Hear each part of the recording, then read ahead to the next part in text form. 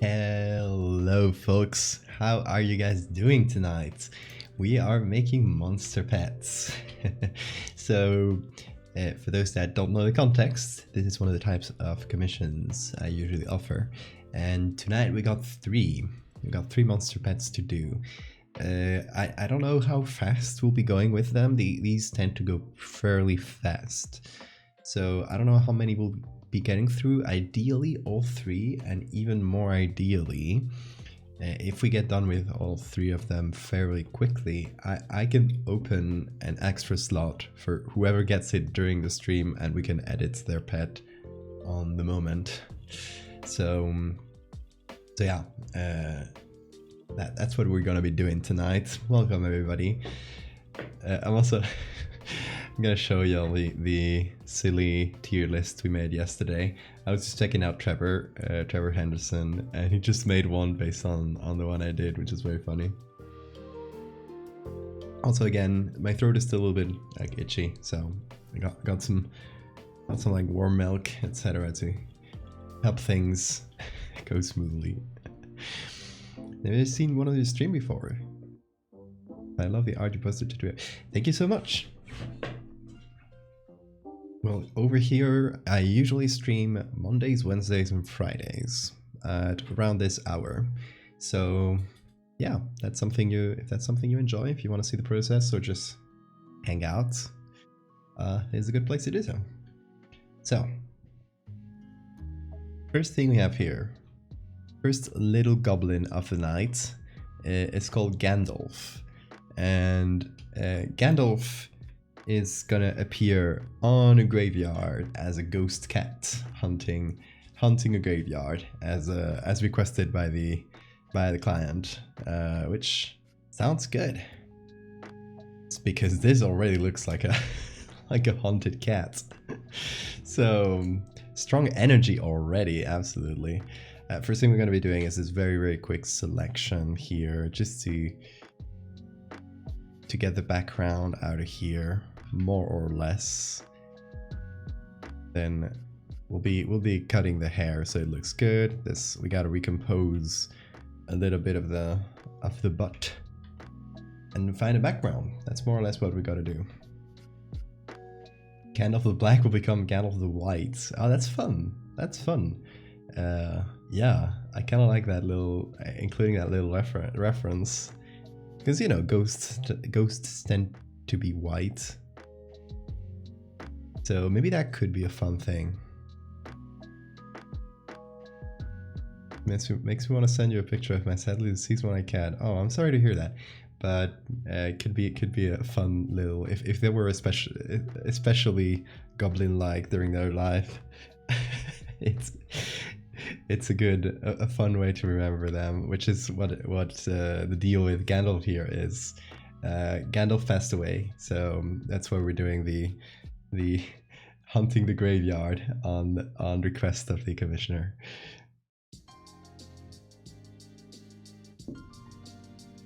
So this picture is amazing, by the way. The fact that the eye glow here is creepy as hell. So, who mentioned here Gandalf XCS? Also hi XCS. And hi, I forgot to say hi to people, but hi Sora, Agent, Mectal, who else is here? Hooded, and Zelma, of course. So, what if we inverted it? Oh, that's creepy. Hold on, maybe just in luminosity? Yeah.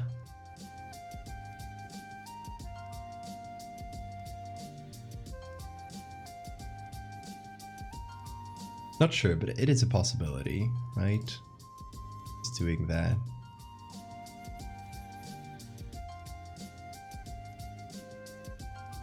So let's check different options here.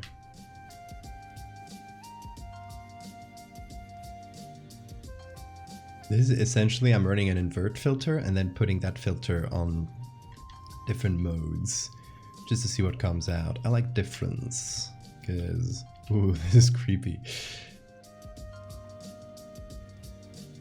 I kind of like difference if we're gonna go that way.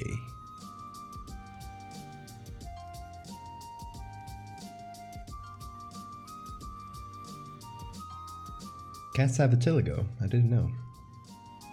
It has now become a White Walker. Kinda. But what I figure is, if we do this, what I would like to do is still have the normal colors on top. So instead of having blue fur and strange blue eyes, maybe we still keep the color scheme the same. I don't know. We'll see about that. For now, the main thing is finding a good background for it. So let's find a background for Gandalf, right?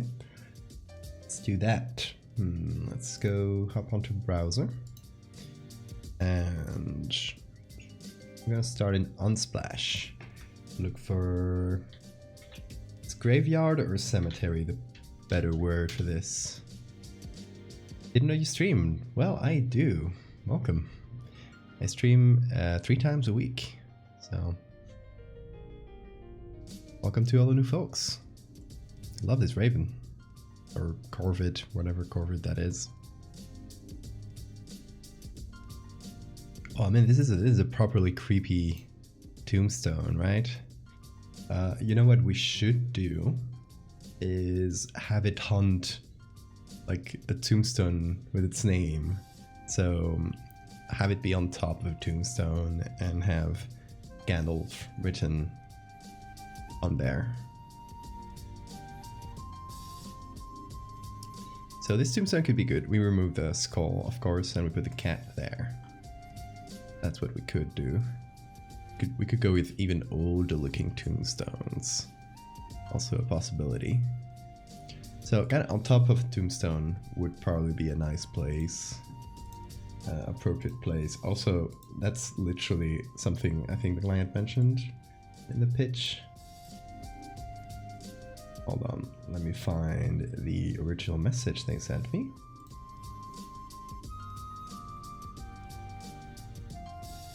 Watching over hunting a graveyard or sleeping on a tombstone. We don't have pictures of them sleeping, so...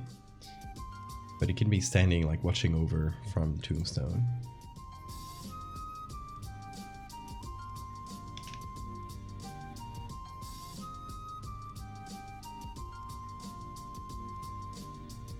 Nod to some sort of sad tale. Best friend to a daughter lost too soon or something.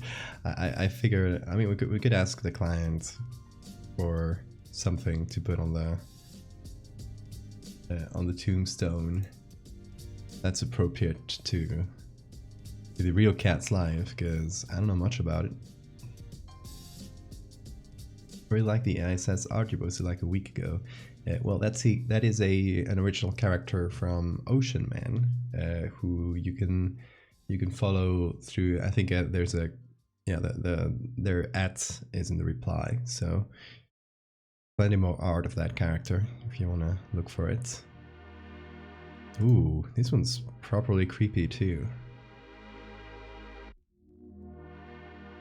Found you from the Battlefield Angels post. Which of them? I actually have 2 featuring Battlefield Angels.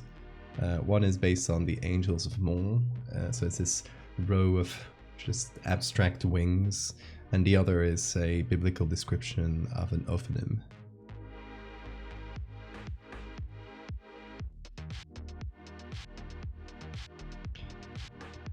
I mean, there's nothing like a foggy graveyard. It has special vibes. This one's very good as well. I love the old school tombstones.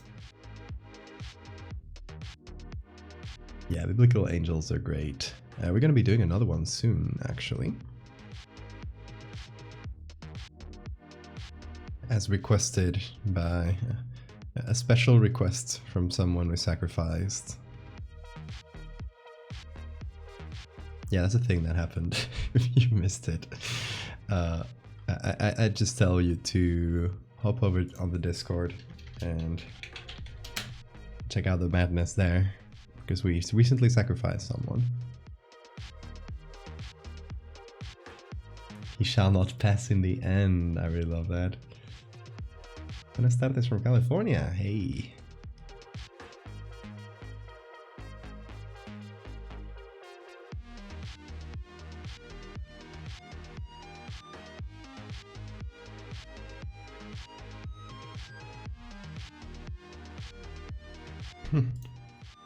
Love this little guy.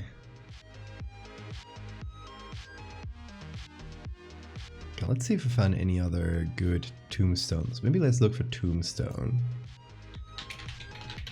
instead of graveyard, because that'll give us closer shots of a tombstone, and we kind of want to have one in frame.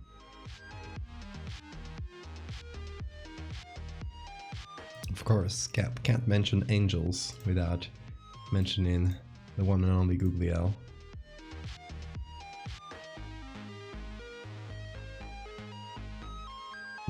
This one might be cool as well. It's a bit tall, like we don't have a lot of space to put the cat on top.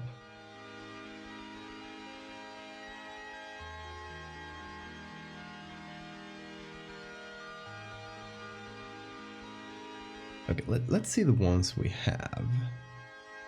Ooh, this one's cool, by the way. Again, not a lot of space on top, so a bit annoying in that regard. But we can see there might be something we can do with it. Let me really quickly. And these notifications off. There we go. That way we don't get pinged during the stream.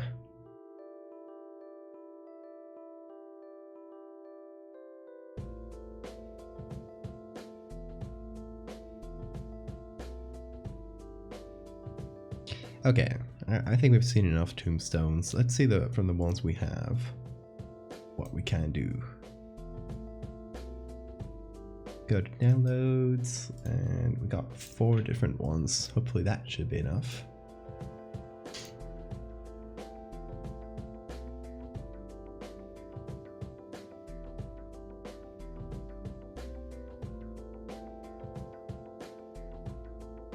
Alright, let's put the cat above. There he goes. I feel like just checking the pictures, this is probably gonna have to be a vertical image. So let me just really quickly rotate the image 90 degrees. Don't care about the side. There we go.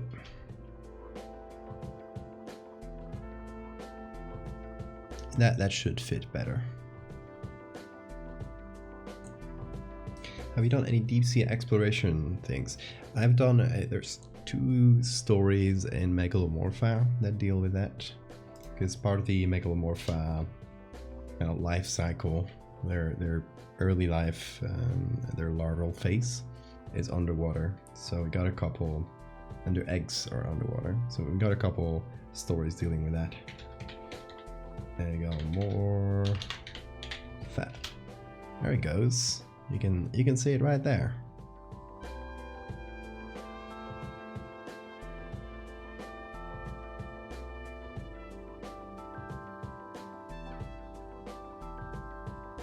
Well, you can see the whole series right there, but among those are 2 stories about deep sea stuff. Deep sea big bugs. And we do have the Nidhogg, yeah.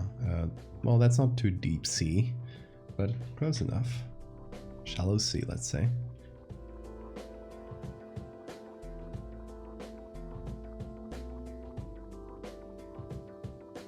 Oh, we do have the Jenny Hanover as well. Or like stuff washing up on shore. It comes from the deep sea, so we don't see it in the deep sea, but we see whatever pops on shore. Whatever appears.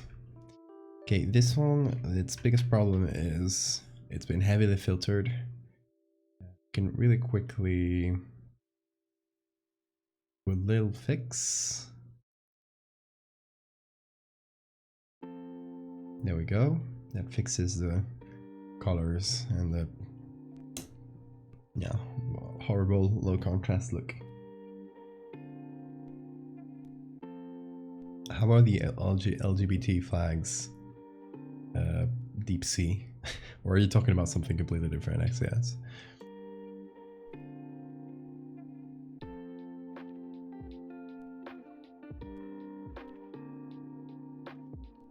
Go with the regular black version for now.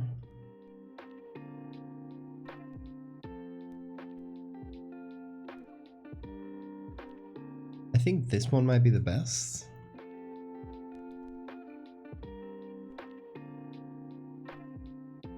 Because it has like more place for the cat to sit. Bit more space. Thank you for the safe reminder.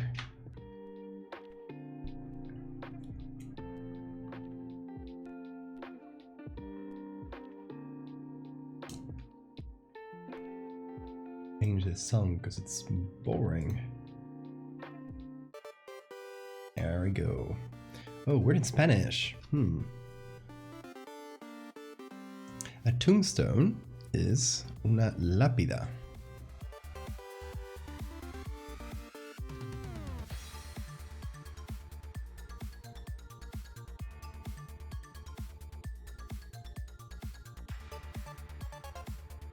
The human carcinization. Oh, that's a fun one.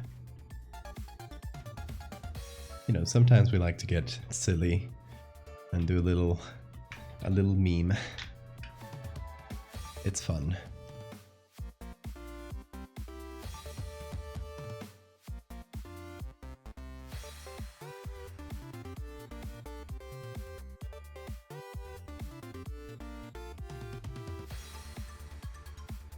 Oh, googly eyes already. We're starting off strong. Okay, we're starting with googlies. For the newcomers here, the googly eyes are something you guys can unlock on stream by using stream points you get by watching. And every time it's unlocked, I have to add googly eyes somewhere in the image. These only stay for the duration of the stream, so they are only for you and I to enjoy. Because googly eye only blesses us with their presence at this time.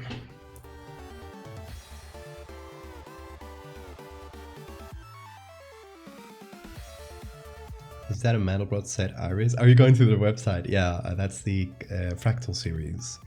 That's a pretty long one. It's yeah, it's one of my main series. So give it a look. You'll probably enjoy it. More googly eyes. Okay. It's the best use of channel points for sure. And I love it because sometimes people coordinate and they start putting 1,000,000 points into googly eyes, and suddenly we have to fill the image with googlies.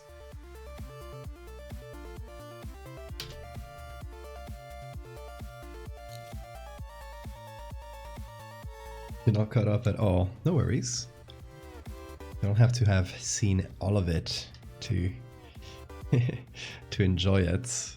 And most of it is not connected, right? There are some like series which go in a certain order, like, you know, Megalomorpha or the Fractal series.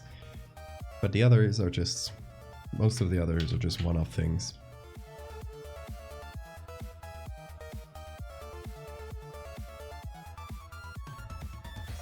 But you know what?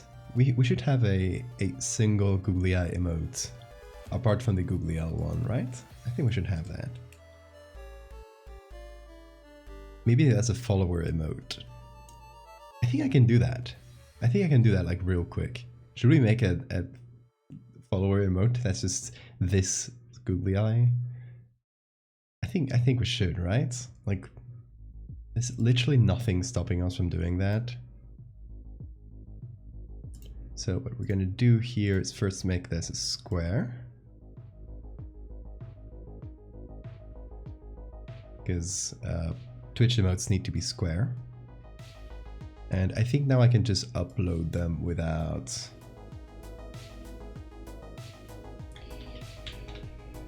Let's see, hold on, let me save that in my Twitch folder so I don't lose it.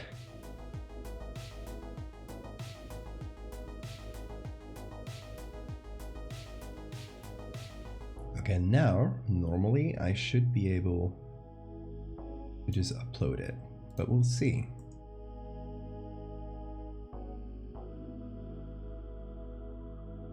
Because we do have to remove one of the free modes because we are at 5 out of 5. I thought we still had some, but I will remove the dog one because it doesn't see a lot of use. Okay, let's see. Your Twitch folder. See if it works. Throw it in here. It does seem to work.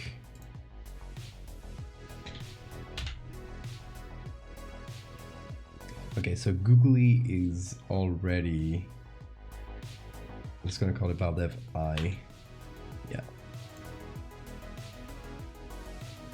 Now, if you follow this channel, you should be able to use a Googly Eye emote. I don't know if it'll kind of update immediately. Maybe you have to reload the page. I'm not sure. But if you do, well, let me try it just manually. No, it doesn't appear. Oh, okay, it does appear in the stream preview, so I think it has loaded. Yeah, okay, it has loaded. Perfect. There we go. And everyone can use that one. It's a follower emote. As long as you follow the channel, of course. Incredible. We can now literally fill the stream with googlies.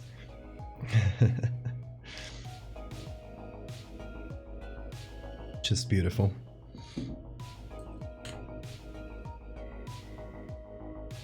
Yeah, of course, gotta put the googlies everywhere. They are part of the brand at this point. Ecstatic, thank you so much for the follow.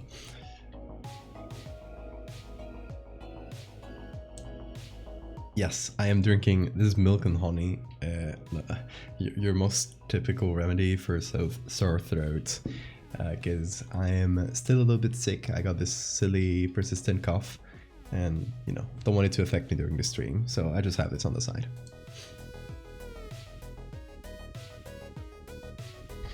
I love all the combos that the googly eyes can make.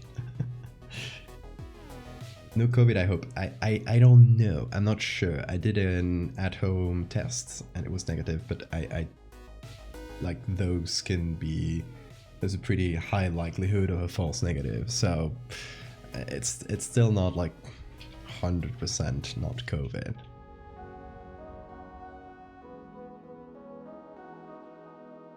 And you know, considering the symptoms, etc., it could still very well be. What happened here? Oh, wrong tool, it seems. Okay, so we are using this little tool here to just smooth out the hair selection. It doesn't appear to be too stark, this little edge there. Also, if it does help make it a little bit more ethereal, like if we overdo it, I don't have a problem. It's supposed to be a ghost anyway. Can I taste stuff? Yeah, my taste was unaffected. That obviously doesn't rule anything out, but it does point towards not COVID as well. It's pretty common in COVID.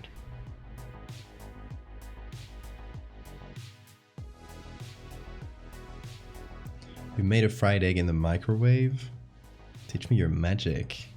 You can make like you can make an egg, but you can't fry it unless you got some sort of magic microwave I don't know about.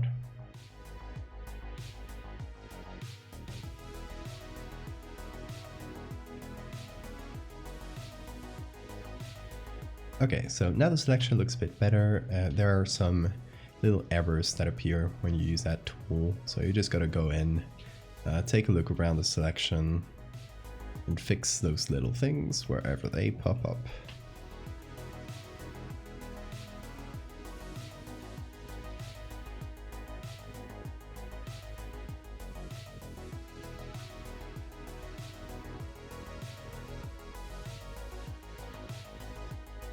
No, that seems to me like a strange way of making an egg, but I will not judge. It's probably a decent enough egg.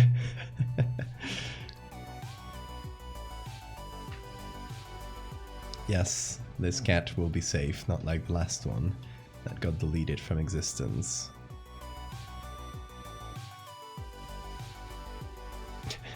I guess maybe people need a little bit of context on that. A couple of streams ago, or in the last stream where I made an edit. I did. Let me show you. That is like a Santa. So we did this. The original picture, if I can find it real quick, was this. So there was a cat here, and the first thing we did is completely delete that cat from existence so it wouldn't like distract in the photo. So yeah, we destroyed a cat for no reason.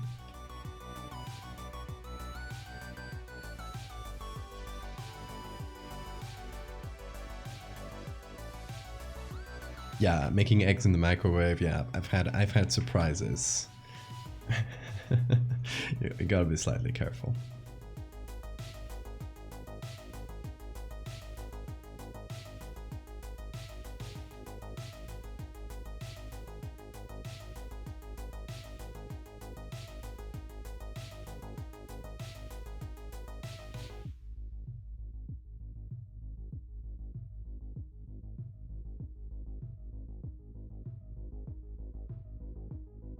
It's the same cat. That's the deep lore.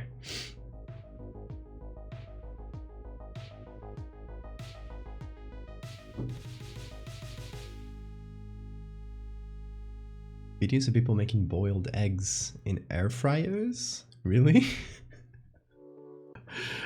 That's another new one.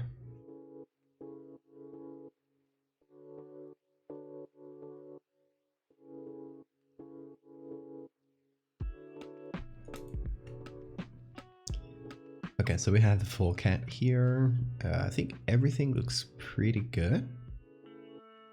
We have a space here to put the name. And now, what we should try is to invert it. And we should do the same thing to the tail there. And then we should group that and put that as a clipping layer. So we still maintain the colors.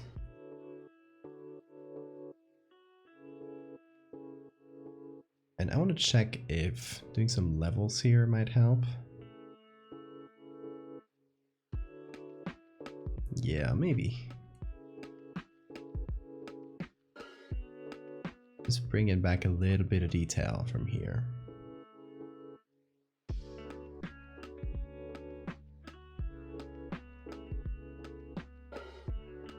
A little bit. We'll give the face some more detail and stuff. Should be good.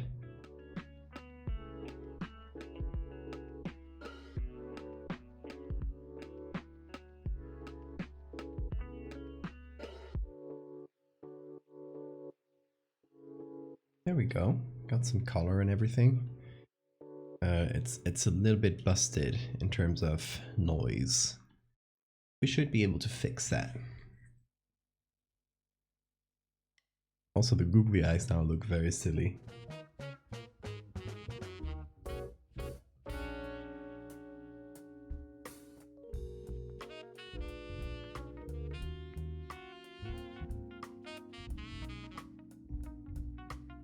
Okay, and what I think we should do is make this into a nighttime scene.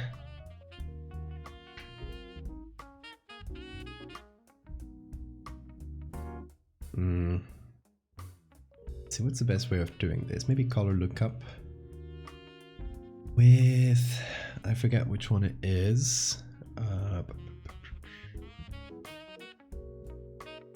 Night from day, or moonlight, which is just a bit above that. Moonlight seems a bit better in this case. And that way we can create our own lighting. And the lighting can come from the cat. So let me actually make it a little bit smaller. We'll have to readjust the googlies later, but what happened there? There we go.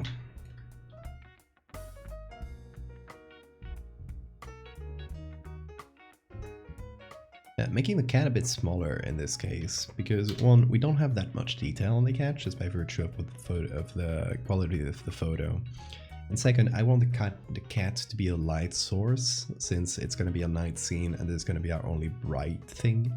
So that's what we're doing that.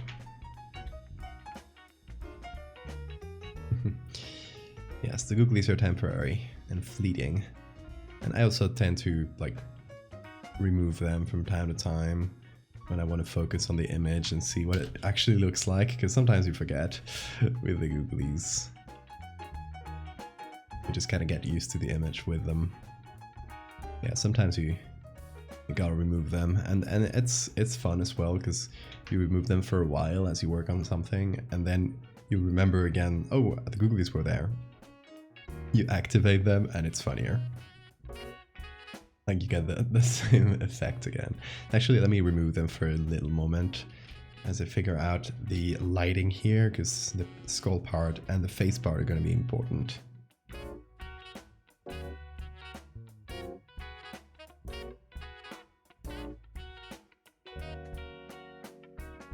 Let's see, color lookup and levels.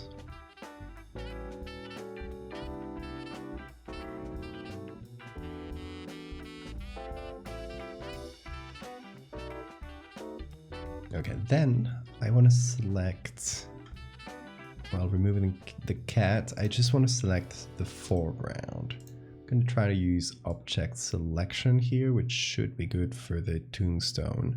Maybe the two tombstones. Maybe not as good for the ground, but we can fix that up real quick. Let's see. Don't worry about the camera going wonky. See what's good for the tombstones, as predicted. Have you ever accidentally posted the googly eye somewhere publicly? Not accidentally, but I have done so on purpose a couple times.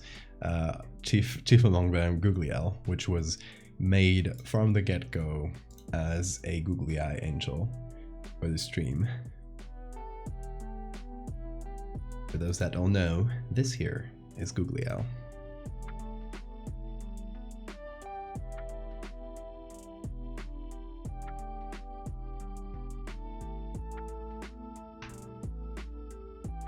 Okay, so we want to darken the background quite a bit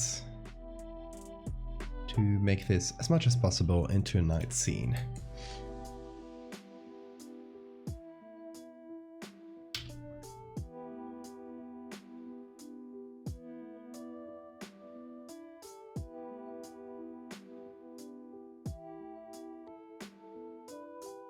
We also want to take some hue saturation, apply it to the same area, give it maybe a little bit of colorize, some blues, and now this will be our sky.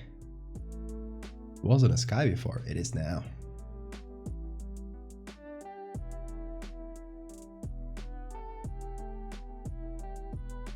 Yes, Googly L, if you were wondering, is also the emote, that animated emote that we love using in this chat.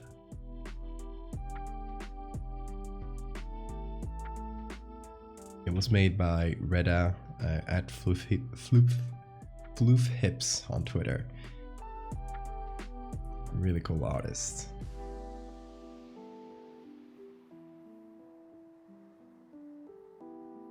You can see the links to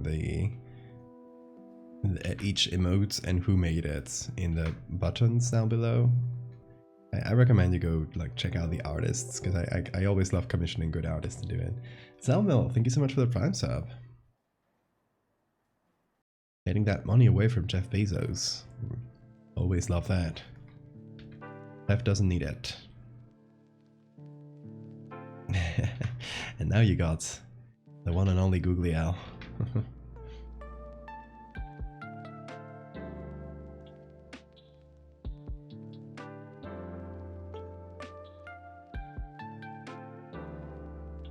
Yeah, Bezos doesn't need all that money.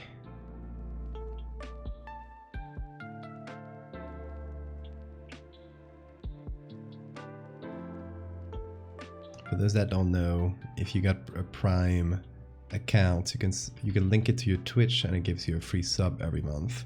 For the streamer, I get the same amount, There's like $2.50 as any paid sub. But your Prime subscription is like $5 more or less, right? So you're essentially like taking away half of that Prime subscription from Jeff's hands and giving it to someone you support. So if you got a Prime account, definitely use that sub anytime you can.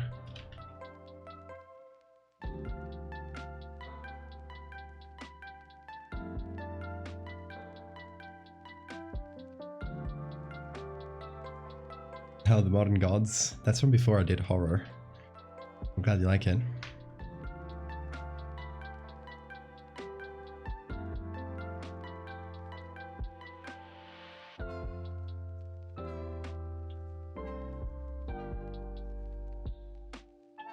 Now this here is much closer to a night scene. It's not perfect, but it's much closer to a night scene. And once we add the cat, we can turn it into a source of light. So everything around it, by using this layer and hiding those edits we've done from that specific area, we can essentially make it bright again. So just reveal the actual layer there by just doing this, then changing its color.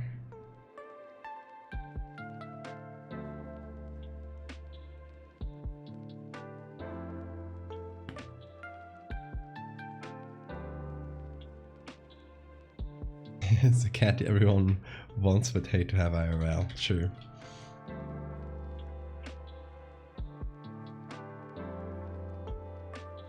It sounds cool until it starts waking everyone up at night.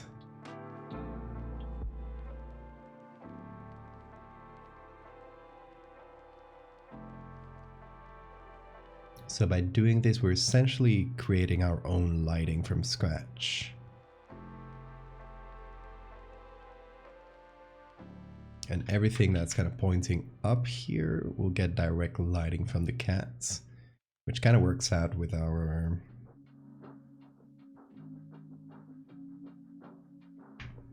the lighting that was in the original photo too, so that's great.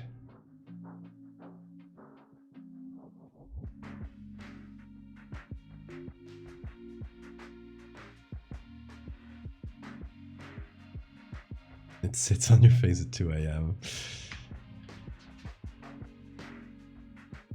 Then you'll regret getting the glowy version of a cat.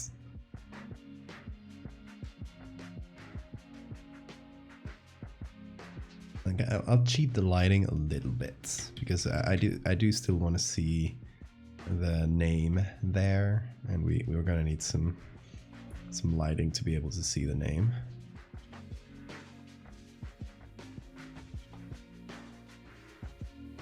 So we're gonna unnaturally extend the lighting a bit further than it should probably go. It should not be too noticeable.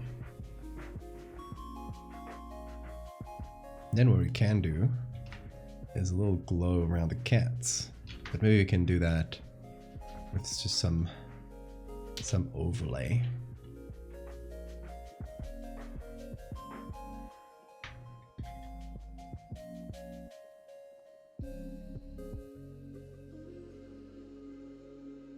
And then some color.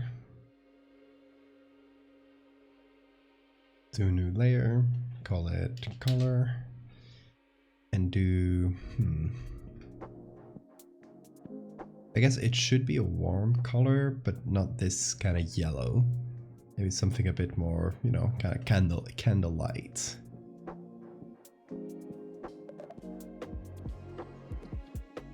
A bit too orange.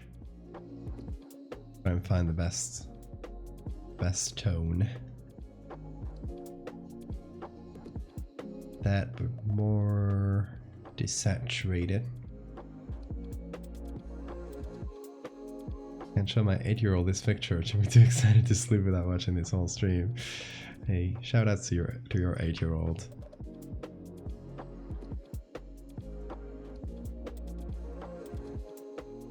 She seems cool.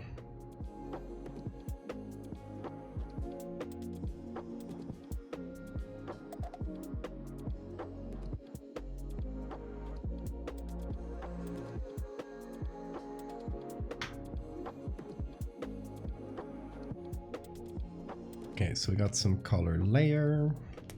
I want to do a normal layer as well. It's just some general glow around the cats. Time to leave tomorrow. Oh, you have a morning schedule. Good luck with that, XCS. Have a good night. Hope that he Googlio. Oh my god, the titles for Googlio.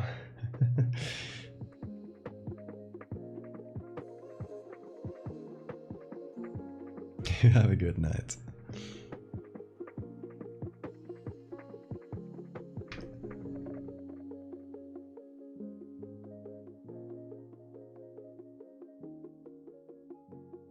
Okay, so trying to go for a glowy aura. Especially around the edges, since those are quite dark.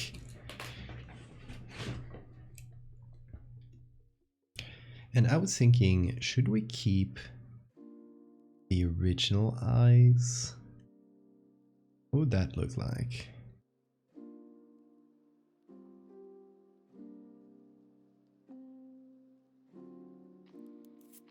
Could work, potentially. Let's see.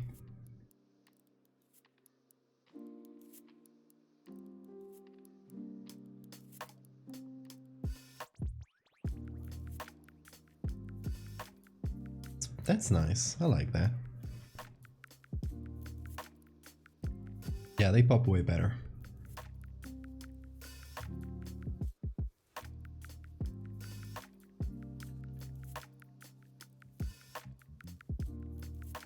Also, I'm gonna see if partially removing the glowiness might do a fun effect.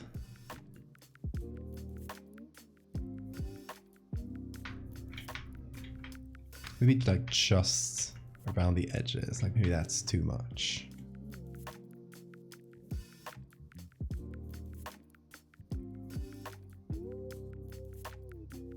Ignore this tip of the tail.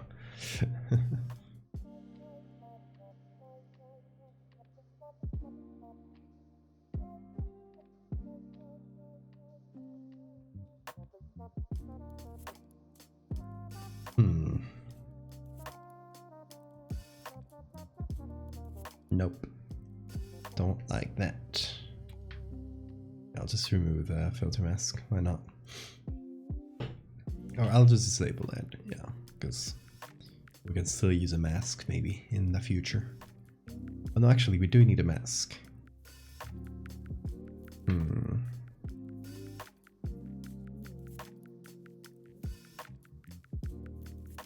Let's go back here. Yeah, there. Anyway.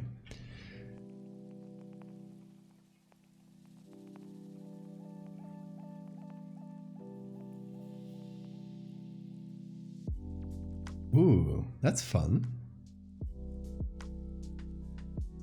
Okay, I was thinking maybe applying this in some semi-transparent mode could work.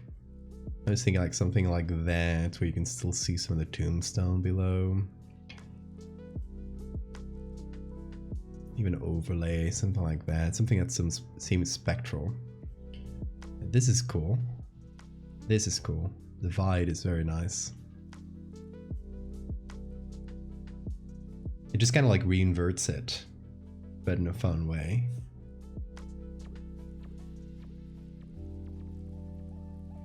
Hey Jesus. I like that. What do you guys think?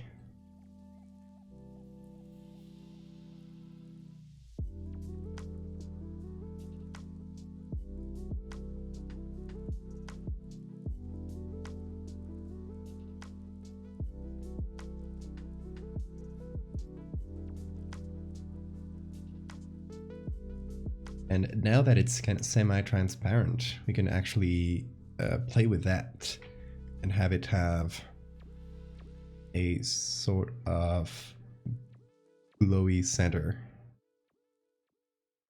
that dissipates as it goes to the edges.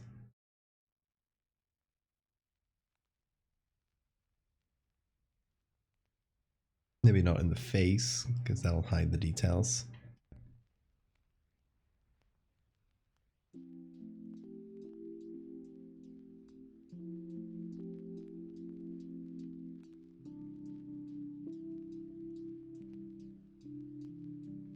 Oh, I have an idea, by the way. Give me a minute to find one specific image we downloaded recently.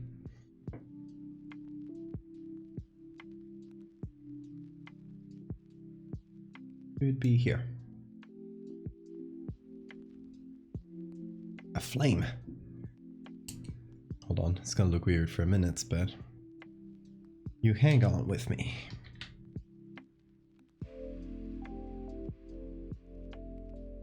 We gotta desaturate that. Put it inside the cat.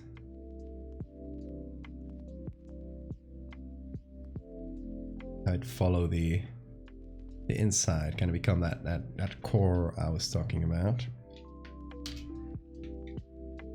With a little puppet warping to match the shapes.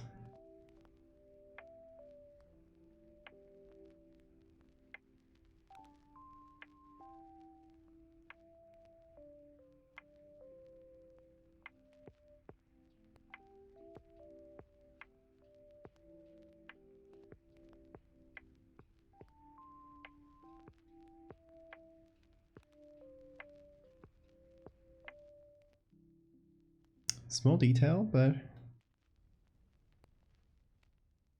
could be fun. Again, go for that transparent vibe where you can see the inside. Thank you for the save matter.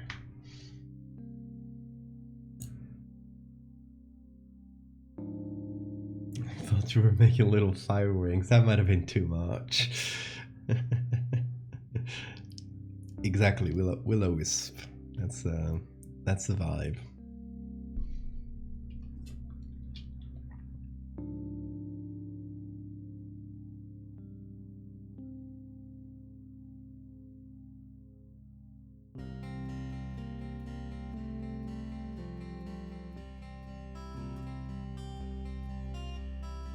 Ooh, this is creepy in its own way. This is a fully unedited version by adding the same. I kinda like that. Jokes aside. This is also a nice look. It's silhouette type look.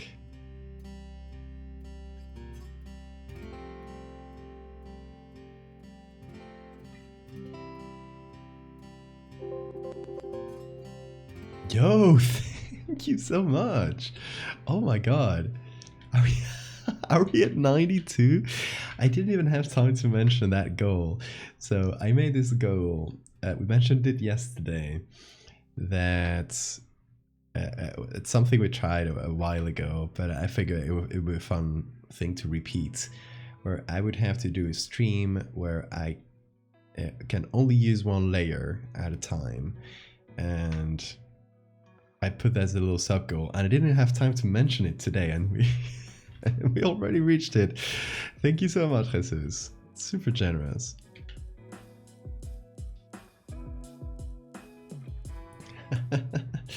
So if you guys were here for that first one layer stream, that was a fun and silly moment, and you'll enjoy it, don't miss it.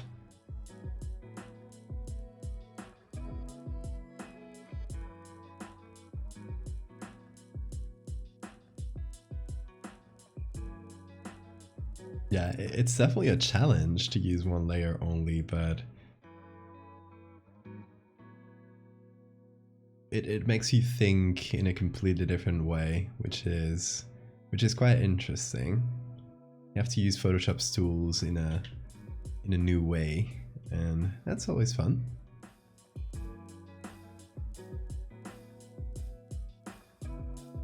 Oh yeah, we should do next sub goal. We'll do no Control Z. How about that? Actually, let's do it right now. And if we reach the next goal before we reach the one layer stream, we'll do a one layer stream with no Control Z, which will be an absolute an absolute like stupid romp. But why not, right? Because we are at very close to 100 subs, which I don't think I've ever got to.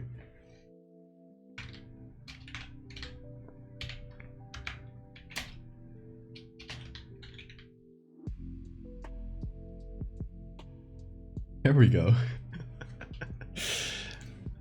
No Control Z is hilarious, and it should be a drinking stream because last time I did no Control Z, it was every time I did it, the computer beeped. I hooked up a little program that beeps every time I do Control Z, and so it let everyone know. Essentially. So the computer beeped, everyone knew, and then I had to drink a sip. And I don't know, I think we downed a couple beers over that stream. It was silly. Give me a second, go blow my nose.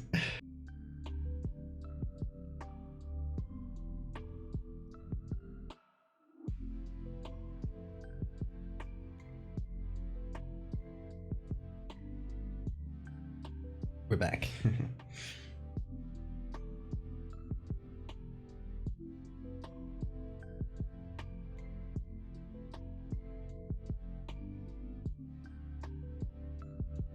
They didn't let you use backspace.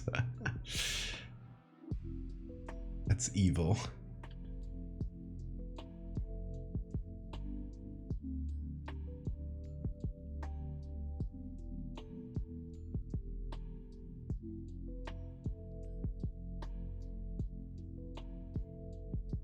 Oh my god, this is incredibly creepy. This is a layer mask I was working on, and sometimes like you can just focus on the layer mask to just see that.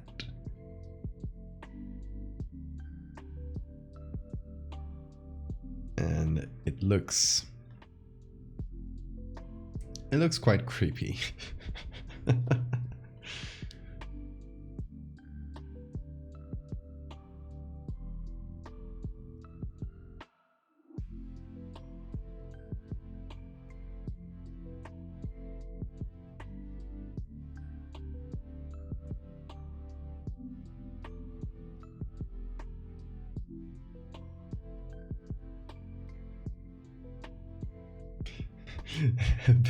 Bizarre cat Shroud of Turin. I love that.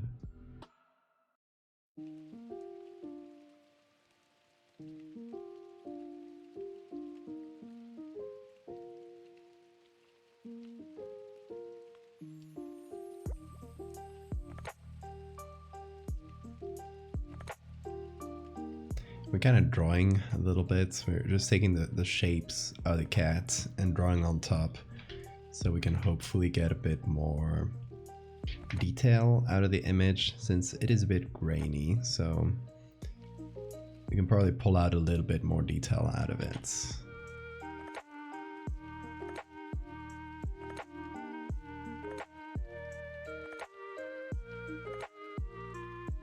Yeah, we can make the whiskers glow as well. Why not? Everything glows, even the whiskers.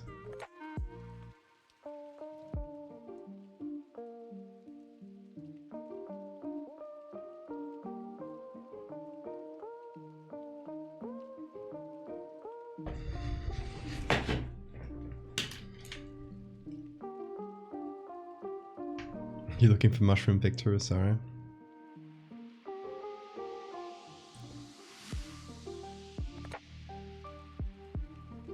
Okay, so this is what we've done. We've tried to make things glowier in general. This little will-o-wisp cat.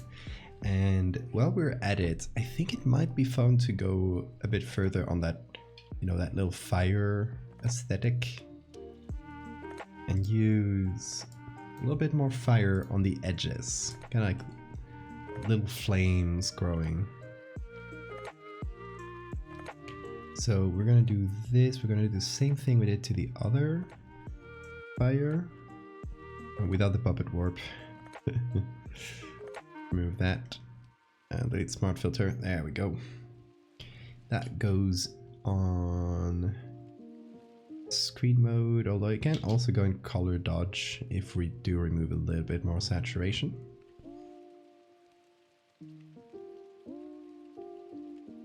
And now we do puppet warp.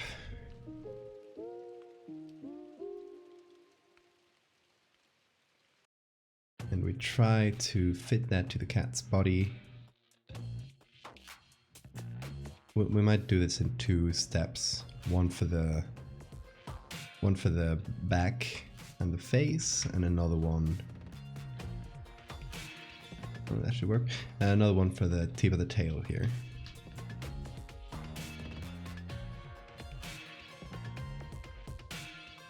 And now we can paint with them, see how that works. See if it goes well. That might be too much. Like maybe shorter flames. Or wispier flames, like it only comes out of some parts. Maybe something a bit more like this.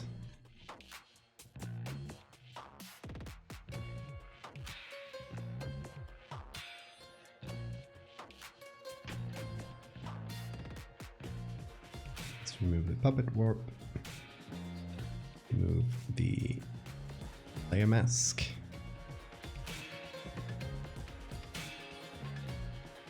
go for a very small flame coming from the tip of the tail.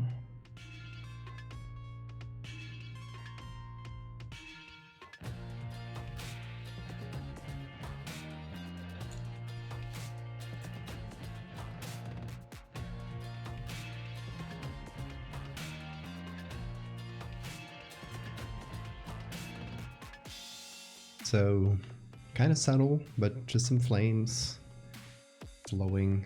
I kind of like color dodge, but I don't know if it blends together with the body that well. Maybe linear dodge works better for that. Screen, linear dodge is a bit better. Go with linear. This we can probably make it a bit smaller.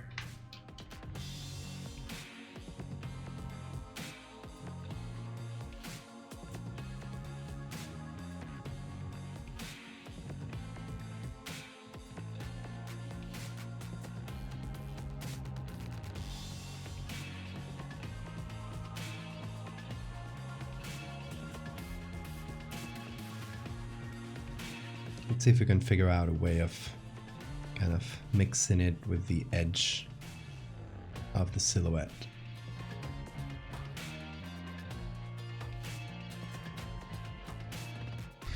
Too mohawk. How did you do that? It's probably something you do by reflex. But how do you fix clipping between layers? What do you mean clipping between layers? Like 2 layers on top of each other? What I'm using here is a layer mask. Is that what you're asking?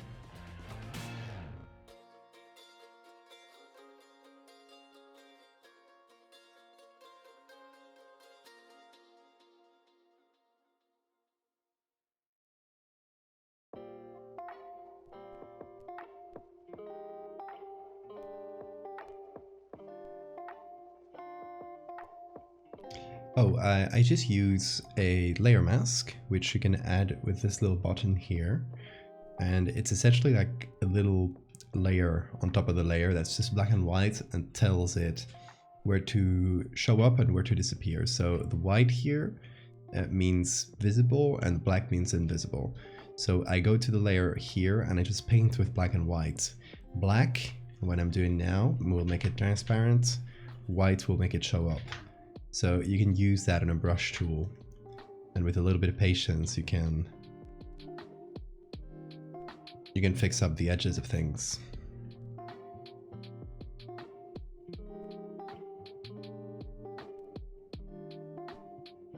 I hope that clears it up a little.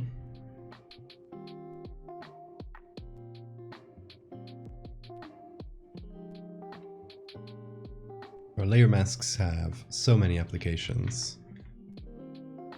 One of the most important parts of the tool set.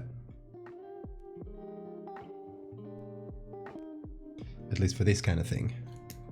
Depends on what you use Photoshop for. You can use it for about 1 million things.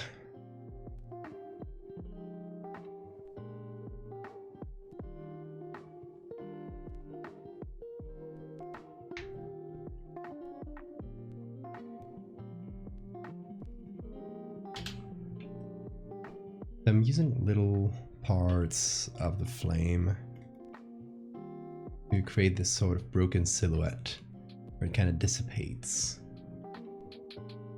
Like, oof, like it's a will-o-wisp.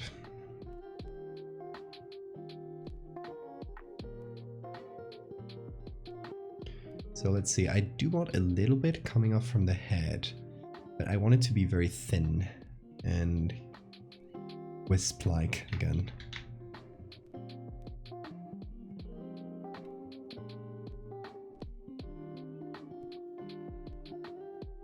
So I'm not sure which parts to use.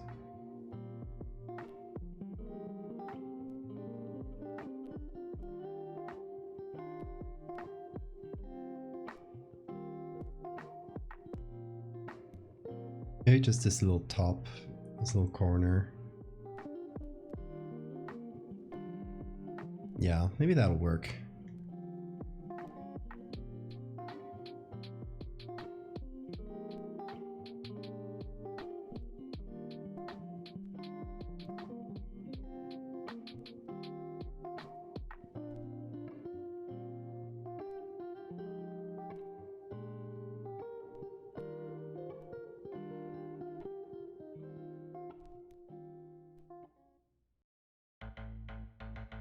I just want the one on the head to dissipate fairly quickly. Maybe a little bit more in the middle, so it doesn't feel like two horns. You want it to be ghostly, but not like demon.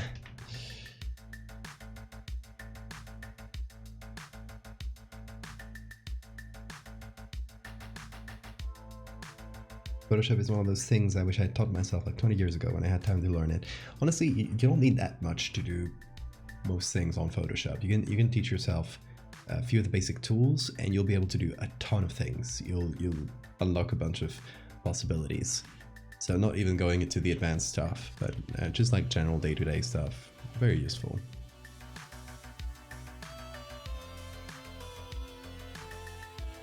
And it's not that hard to learn. Like, I don't know, it probably feels much harder than it actually is.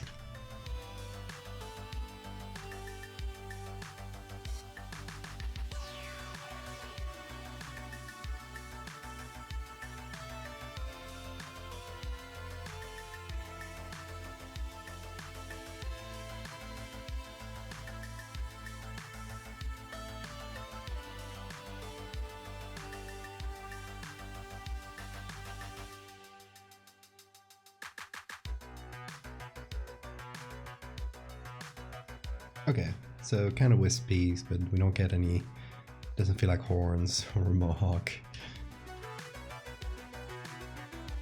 And this is a linear dodge. Maybe I'll find the other, here we go, this one here.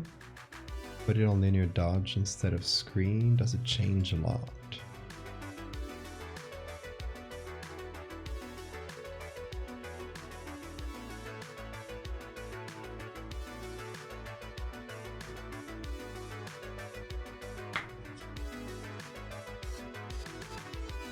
Yeah, I think it's the very beginning of Photoshop when it just feels large and confusing. I think that's like the worst part.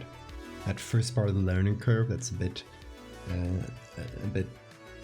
kind of hard, but that's it. That's like the very beginning of the learning curve.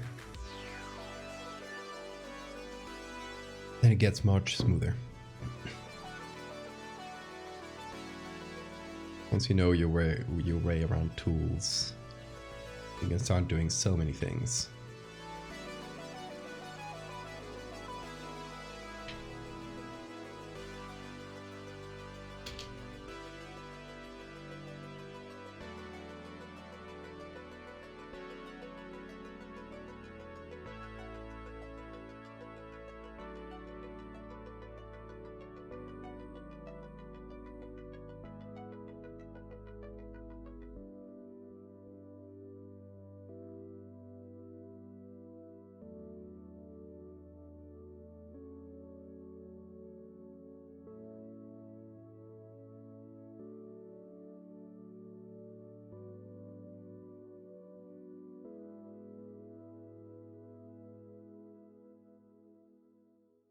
Gotta learn the basics so you know enough to know what you don't know yet. Yeah.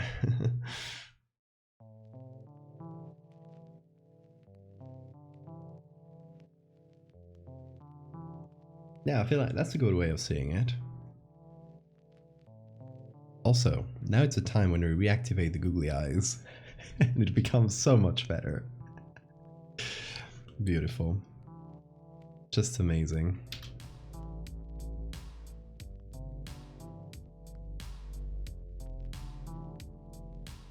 Thank you for the save reminder.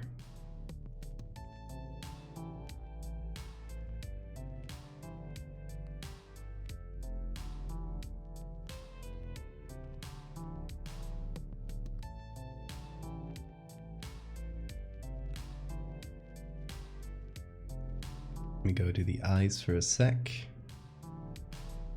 I'll make them glowy. I'll keep in the pupils dark. There we go.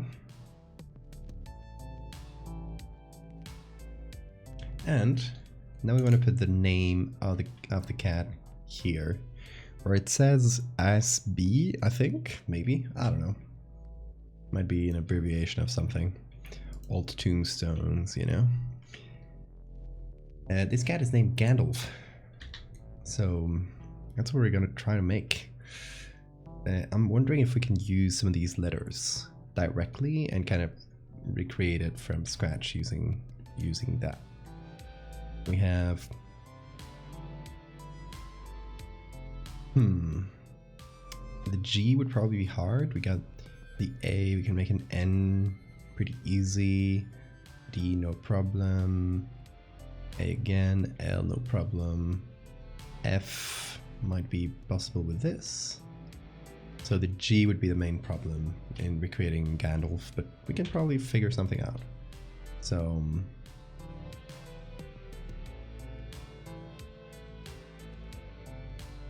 let's give it a try. First things first, we're going to clear up the area. So we're going to remove all the current letters. And then we'll kind of like bring them back as we need.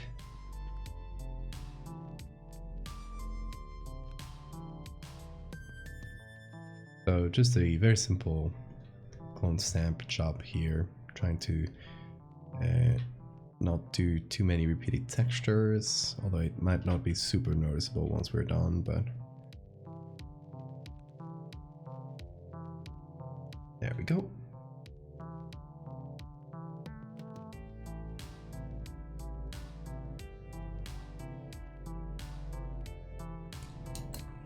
Yeah, I was thinking parts of the S for the G, exactly.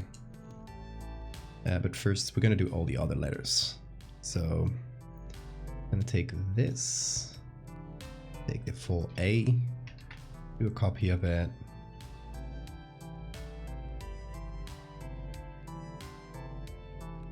So we're gonna have a G there. We're gonna have to squeeze the letters a little bit. It's fine.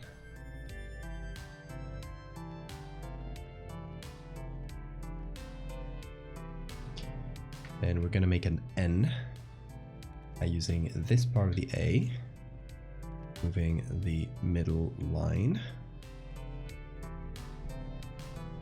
making it go straight, and finally reusing that side.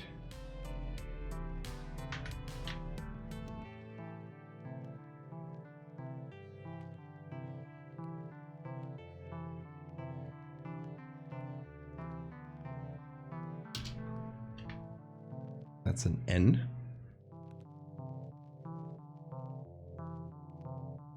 Got AN. Now we need a D. We've got a B here, which should be enough to make a D. And this, by the way, is a much easier technique when you can do it. And it'll look much better than to write it with a font that looks similar and then making it look like it's made out of stone.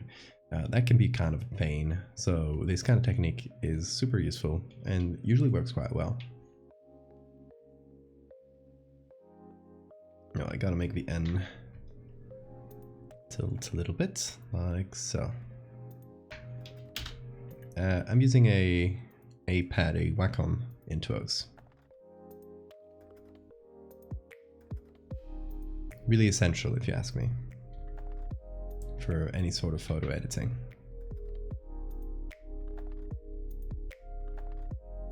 It's just way more natural, you know?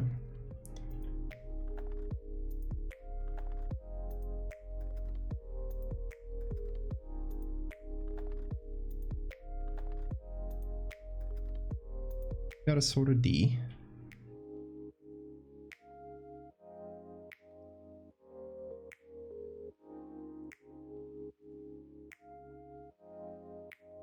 Got another A. You're gonna have to squeeze it even more. Now we need an L. Gonna use the D again.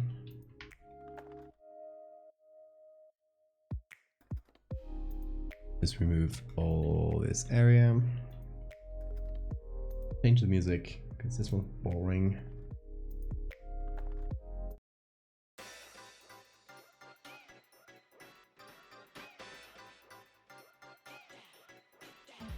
Now we need an F.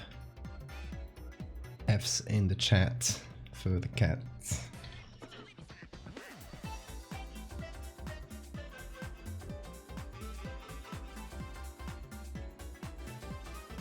So we're gonna use that P.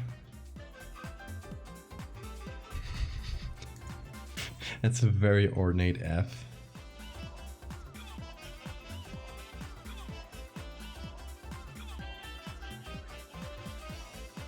You're looking for fungi, it's alright. Oh, those are cool.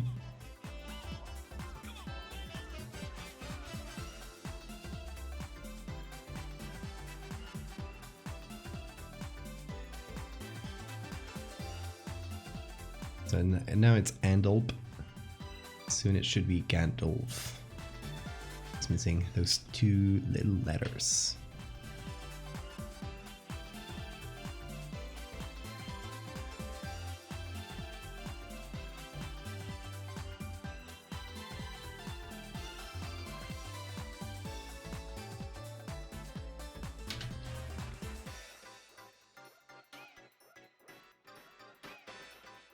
Okay, this one gets tilted a little bit up.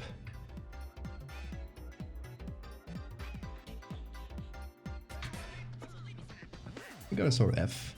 Andalf. And it says Andalf. Very close. Let's try and make that G.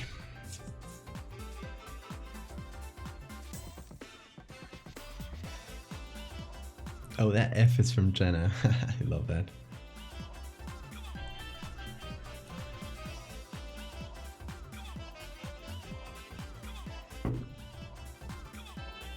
Okay, let's see. Try a little something. We got that S. We can get the top part of it. The top of the G. Then we can continue that with this. Now we just need a rounded bottom. Like this. Finally, we'll probably take this from the B. No, we need another. Okay, another straight line. Going up. And finally, the little tip from the A here. Do this. That's a G. That's a G if I've ever seen one. Not that bad. Not that shabby. Let's see. Tilt it a little bit. Got Gandalf, more or less. We still need to fix up the edges, but those are the letters.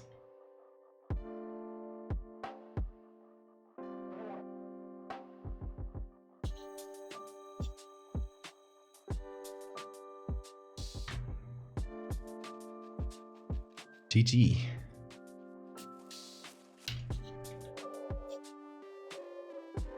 Okay, we also need to make it look clearer and more readable, but the letters are there, which is an important part of it.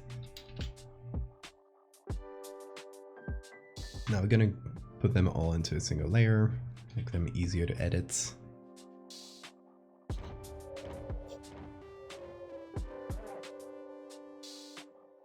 Get a soft rounded brush and fix up some of the ugly edges that we left everywhere.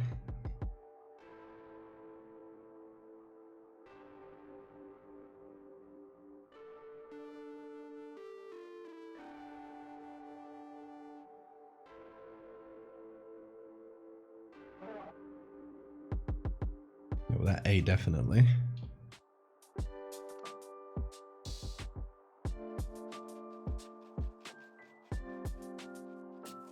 And hopefully that should also help make it a bit more readable, because we don't get strange edges making things a bit less clear.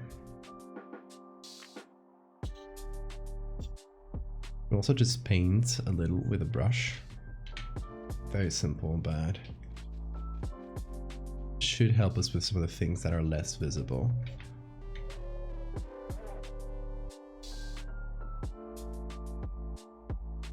Some of the F here, top of the D there. Well, there we go.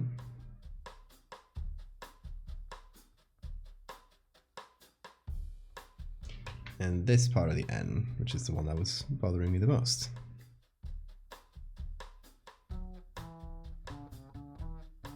So we just sort of reinforce the writing a little bit.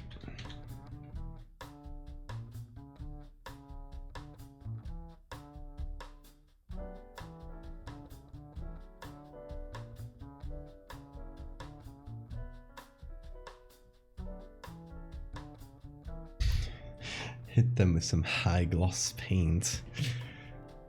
It's extreme. I like your thinking. But we're gonna hit them with light. Even though it's a bit fake as far as light goes, but we'll run with it.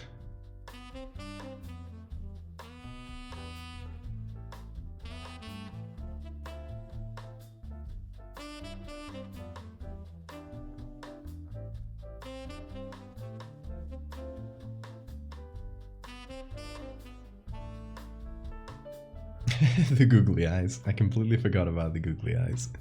As we were doing the rest.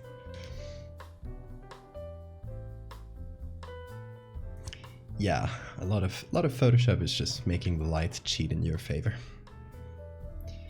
Okay, now let's do, and finally I got some of my shortcuts back. Apparently when I updated Photoshop, it destroyed all of my actions. Thankfully, I had last year's version of Photoshop still installed as a backup, and it did have most of them. I had to recreate some of my actions, but you know, it did help a little bit. So now we can flatten everything in a single button like we usually do. It's useful.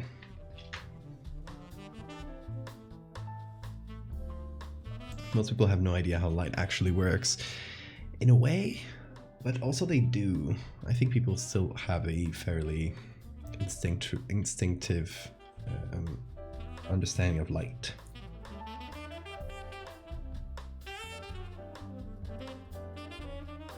Also, oh, we forgot something pretty important in terms of the lighting. So before we continue, we do need to fix that, and it's that the ground is not lit up at all. And it should, you know? At least some kind of fuzzy indirect lighting. Like so. Maybe even some back there. A little bit of bouncing light from the cat. And we do have to go to the color layer and make some of that light get that little yellowish tone. We will reinforce that in the edits later, but it should help.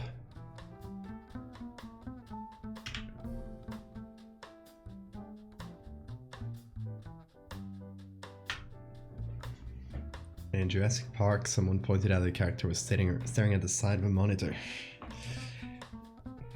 I haven't seen that, or I never noticed that, so now I will be looking for it when I see that movie. You mean the original Jurassic Park?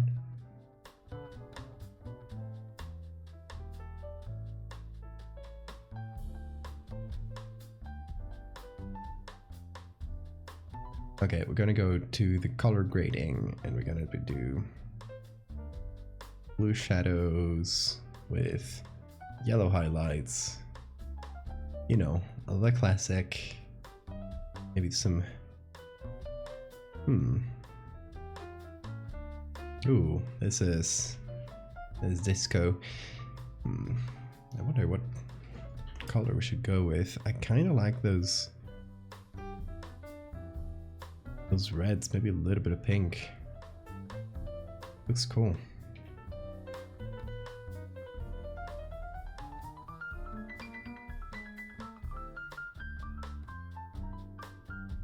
It is traditionally a bit blue, fair enough, but I still like that it's yellow in comparison with the blue background. It contrasts nicely, so I'll go with artistic license there.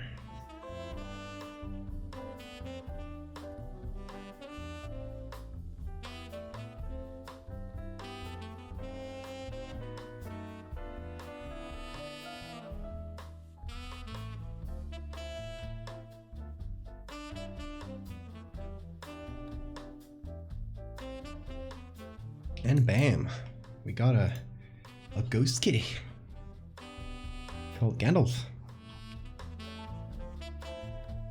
I like that. That came out very fun. I like that flaming effect. I don't tend to do those very like magical effects a lot, so it's a nice opportunity to practice some of that. Usually those, you know, Photoshop magic effects are done by just combining these type of layers in weird things like linear dodge, those kinds of things. I don't tend to use that a lot, so nice little practice.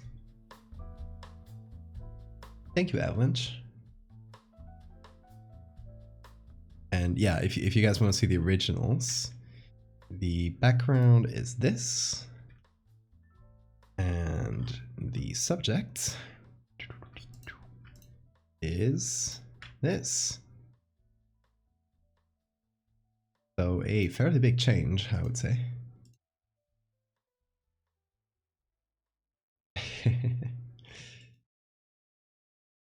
I love how the eyes ended up being inverted.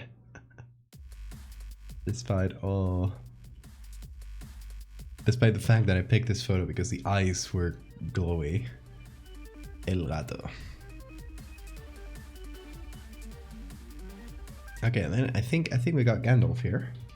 Let's move on to the next one. We still got some to do. We're an hour and a half in, so let's hope we can get to both of them.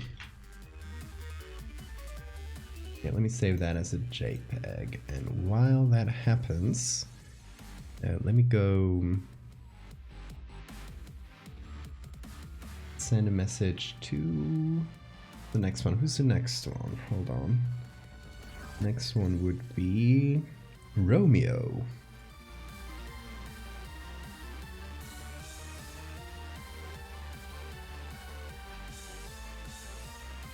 So let me notify the client. There we go. And moving on to Romeo. Romeo is a cockatoo. I think that's cockatoo, right? And it's lovely. Just look at him.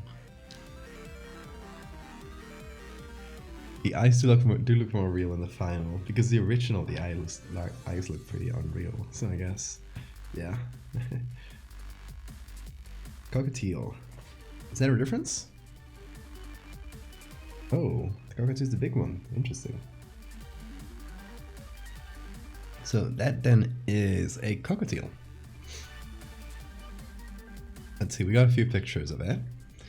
The only request I got is to not do any sort of trypophobia imagery. Is a fair request.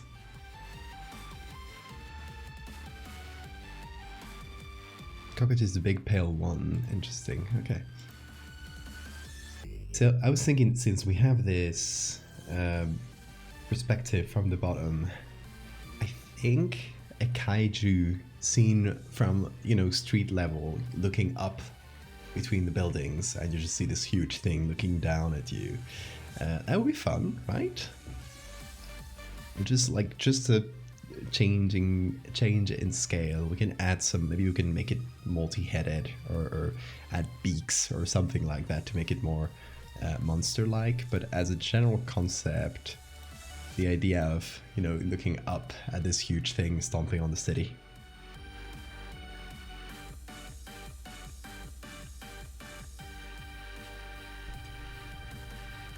I think we do have a photo of the crest, but it's only from the back, unfortunately. So I might, hold on, I might be wrong. Because I think, yeah, I have some extra pictures from client, but none of them show, okay, none of them show the crest from the front, so that's fine.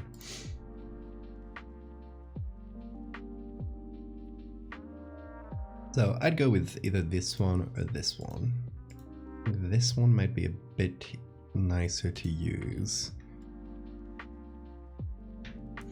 Depends on the base picture we get. And now we pop into the browser and find, let's see, two buildings. See if we get pictures of buildings from below. You know, this kind of thing. That's the vibe I was looking for. So we got looking up at the city, at the buildings, and like in the middle of them, this giant cockatiel is looking at us.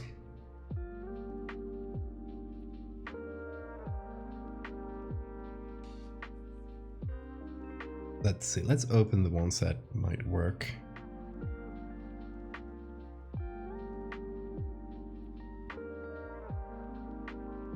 It can't be something from like straight up, because not something like this, because we're not looking at it directly from below.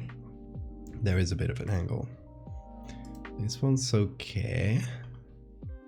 Snowy City.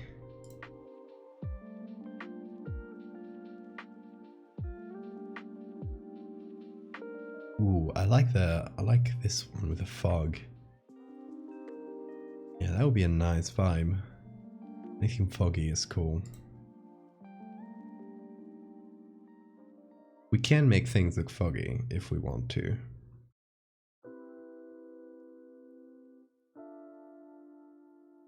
Can give that a try with one of the AI filters. Makes things, like, detects the depth of things and makes them foggy. Or we can find a picture of an actual foggy city, like this one. Yeah, I think the fog would really add a lot. A menacing glare from above, yeah. That's the vibe I want to go for. Okay, then let's see this one, for example. And see the related images, because that might give us more in the same angle. Although I guess that's more pictures of Toronto.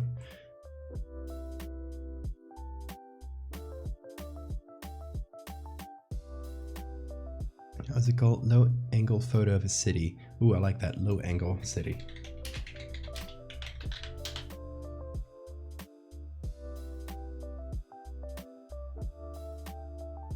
See if we can find anything more. Change the music as well. There we go. Where's my birdseed, peasants? I require sacrifice. Give me all of your birdseed. Or you shall be my next meal. This might work. I don't know.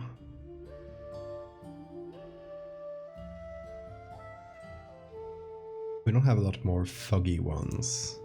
It's London with its weirdly shaped buildings.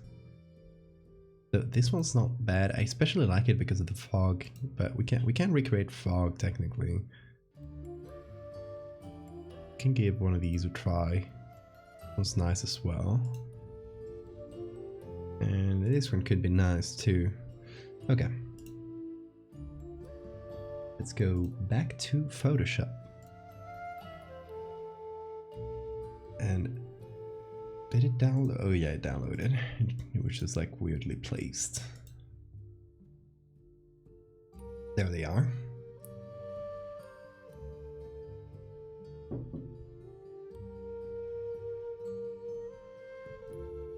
I guess this one would be vertical. Well, let's just kind of put Romeo on top of each image and we can see how it works. So we'll first do a quick selection. Shouldn't be too hard, don't worry about the camera. There it is. Photoshop got only slightly confused,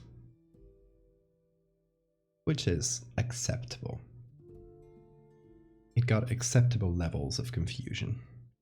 So we do something like this, then we group that up. Layer mask.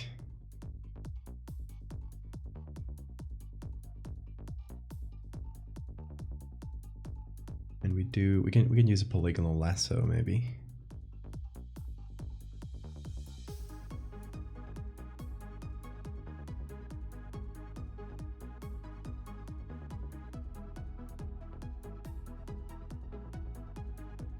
We don't have to make it perfect on the first try because we're just testing things out. So I'm just gonna do it, play it by ear.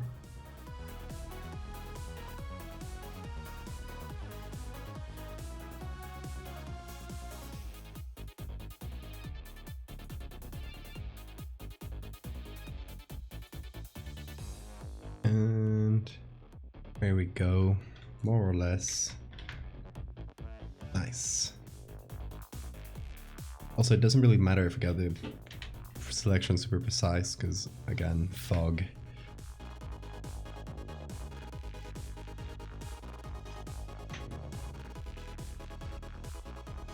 This is cool, I like that.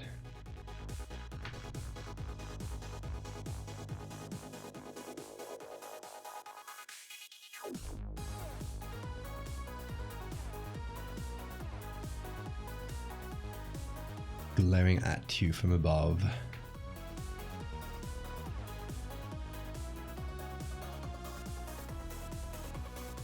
That could work. Let's try on the others. Let's do another one here. So we'll just do a copy of Romeo with a cut.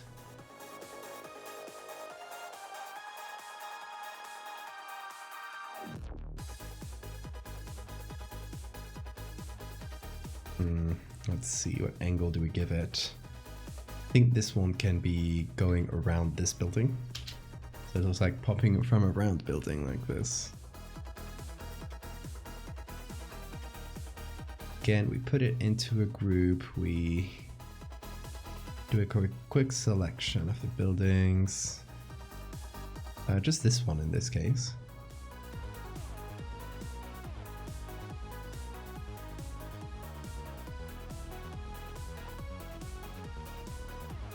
Not a great selection, but it gives us an idea.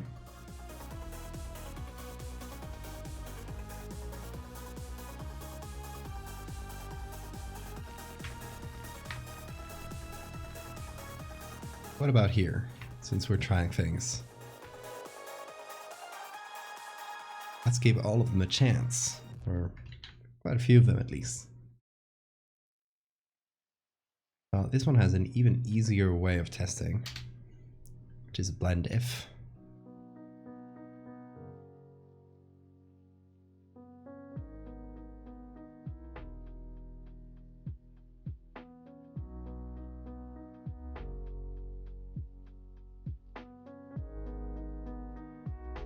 Just a quick test, it's not perfect, but gives us an idea. See, this one is kind of behind, so it's not looking at us as much from above, which I don't love. So, not my fave.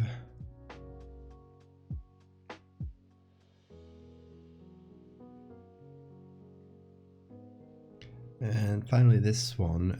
Again, I think we can do a blend if here. Because the sky is really bright compared to the rest.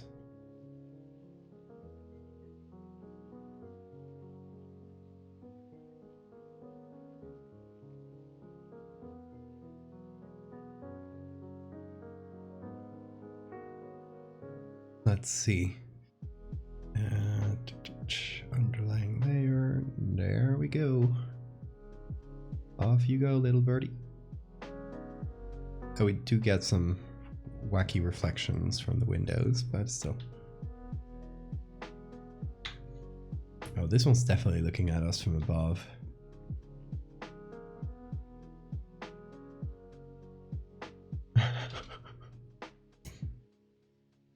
It's about to peck us.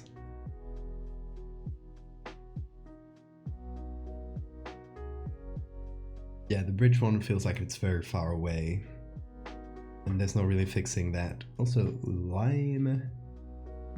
What is that? Liminal time? Maybe? Thank you for the follow. What is this dark magic editing and how do I obtain it too? This is very simply a blend if. The slider here, when you double click on the layer, go to the blending options in this very first menu here.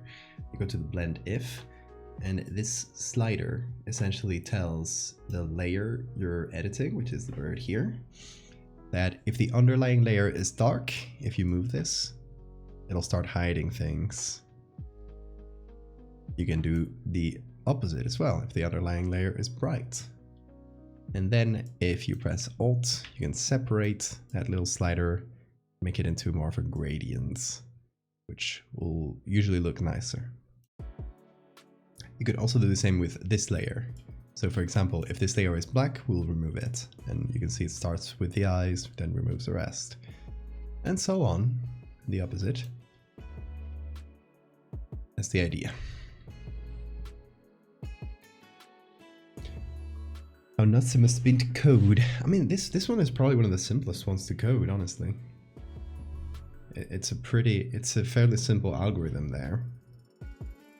The hard one to code must have been the recent AI things. Okay, so we got that, we got that, we got that. We got this one. I feel like this one is the one with the most, like, presence, with the most menace.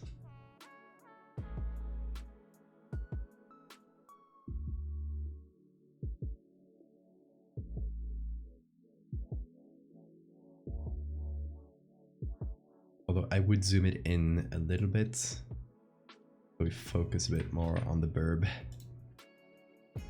We can't move it further up because we run into the edge of the layer there. Which is, we're just running against it. There it is. Yeah, this one the bird is looking at you for sure.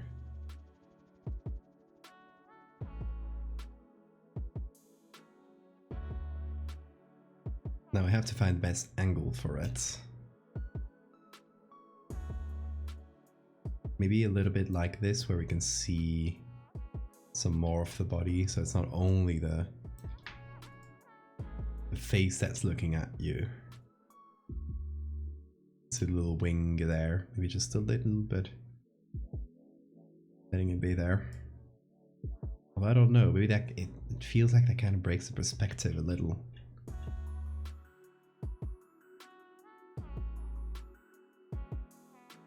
Like this makes more sense.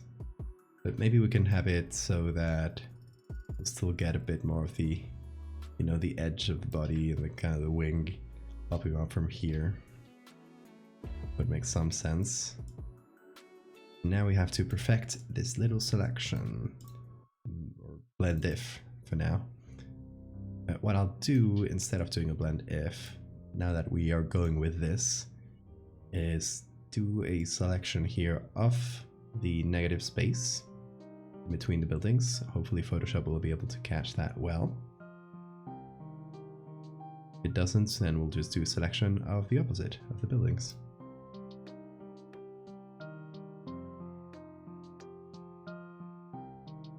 That was not a good... God damn it, I did it to the wrong layer. So that is completely on me. Otherwise I can do a manual selection. It's not a huge deal. Because you can just use the polygonal lasso. Everything here is pretty polygonal, but you know, this still saves us a bit of time. A word in Spanish. Cockatoo, maybe cockatiel as well. I think it's the same in Spanish. Is cacatua. It's much better. Cacatua.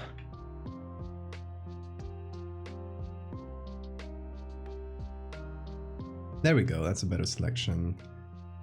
I should hopefully not get weird things like the windows there.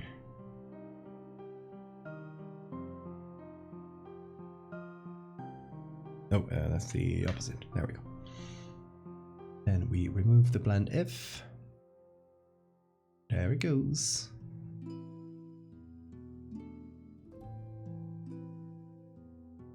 Oh my god, the googly eyes are attacking. What happened?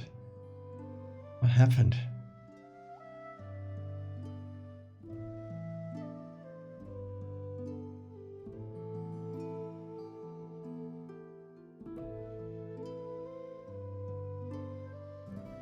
Idea. Hold on.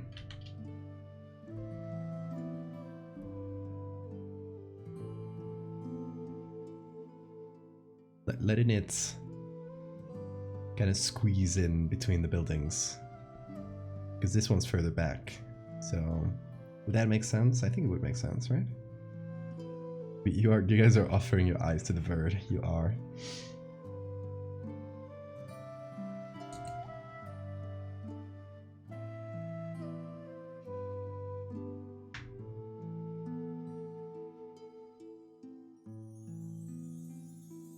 And we gotta make the bird look creepier, of course.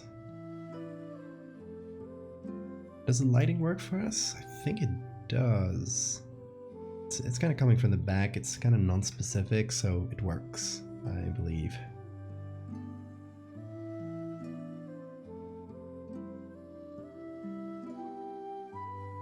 It does look fairly feasible, right? Yeah. Let's just go with it for now. And let's see, what else did I want to add? Oh yeah, just small details, but pull up all the, well, let's first do here sketches. I'm gonna save as well.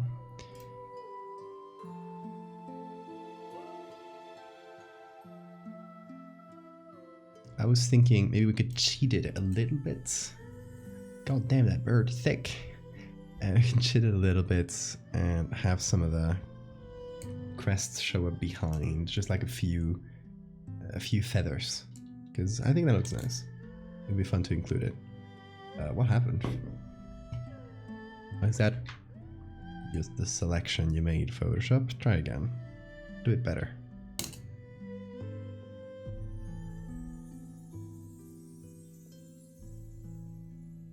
That's better. Now we fix that up.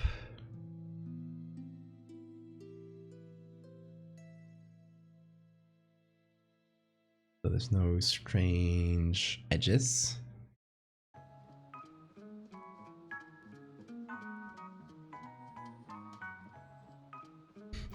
I don't know, people started spamming the eyes and it kind of became a thing. I don't know. I don't know if it was for any reason in particular. It was a herd mentality at its finest. We'd love to see it. Okay, the thing here is that it's in a little bit from the side. So, oh, maybe we can do something a bit from each side.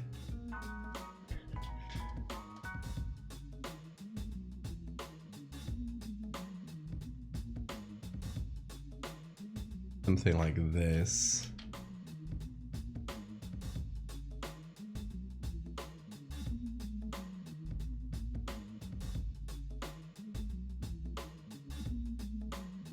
Oh my god, the eyes.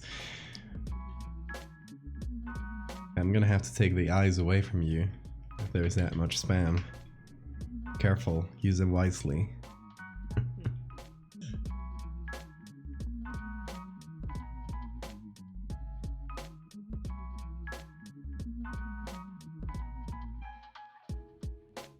Almost spaced together perfectly on the bird. Oh, the floating eyes?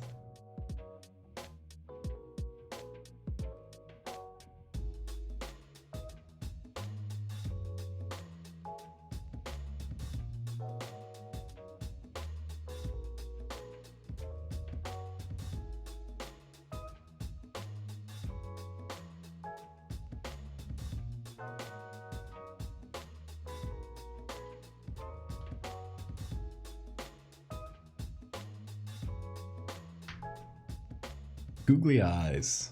Okay, now we are talking.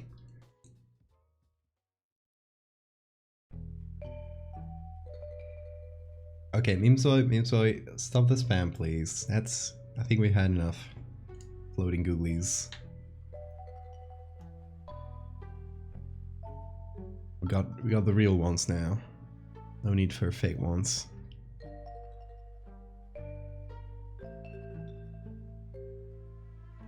Also, I should get some real life googlies at some point.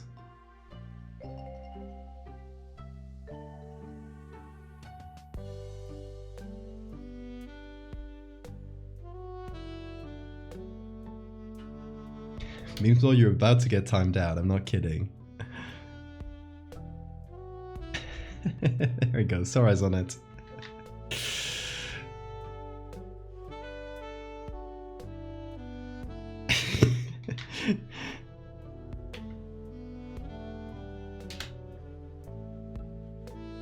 Beautiful.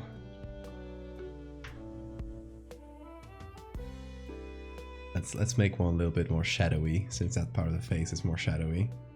Oh my god, these make the whole thing even creepier, which I love.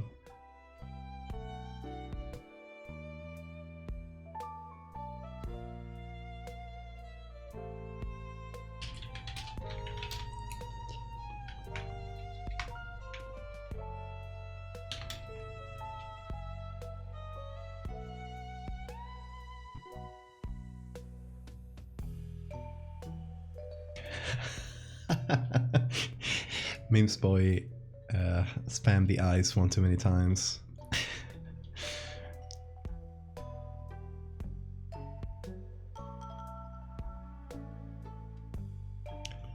It happens. It happens to the best of us.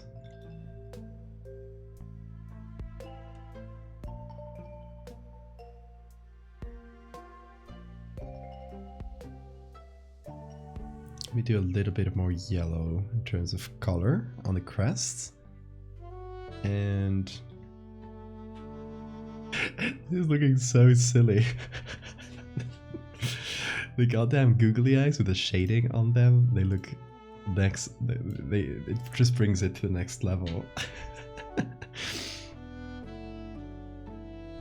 Reminds me of that Gorillas video? Oh, I know the one you mean, yeah.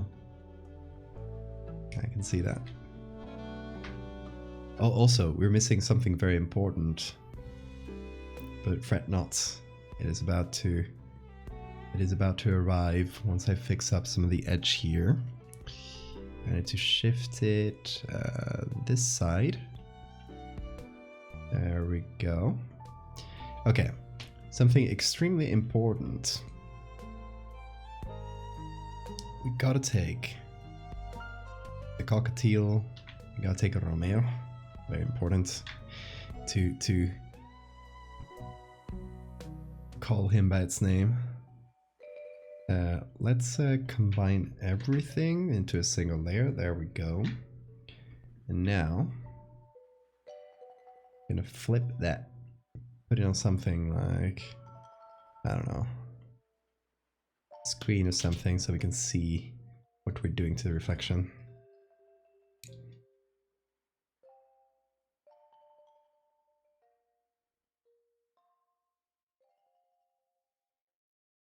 And now we're gonna do the reflection. the thing is, it has to be only on the building, so I'm gonna invert that. And I guess it is warped a little bit. Is we're not seeing like a full mirror, right? We would be seeing, I don't know, would we get a clear image? Would it be slightly distorted? From here we're seeing those the buildings over there, right? Or behind us even.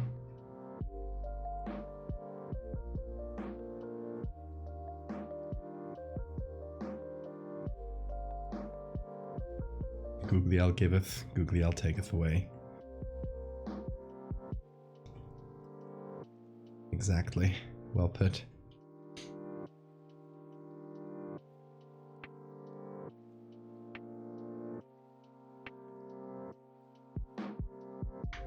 So I think this corner is well aligned. I'm wondering if we should move that somehow.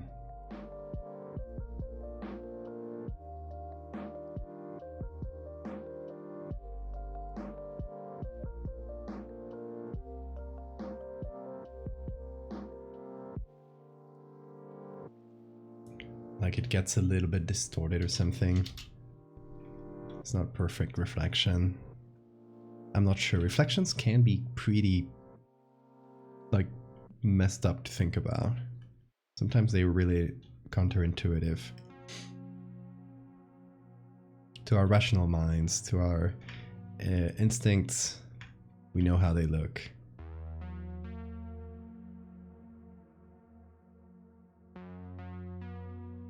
Okay, now let's see how we add this. Definitely not in normal.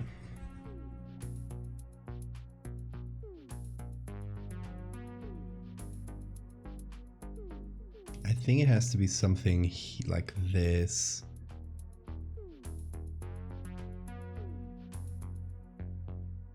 Like multiply, but we change it somehow. We make it a little bit brighter in general.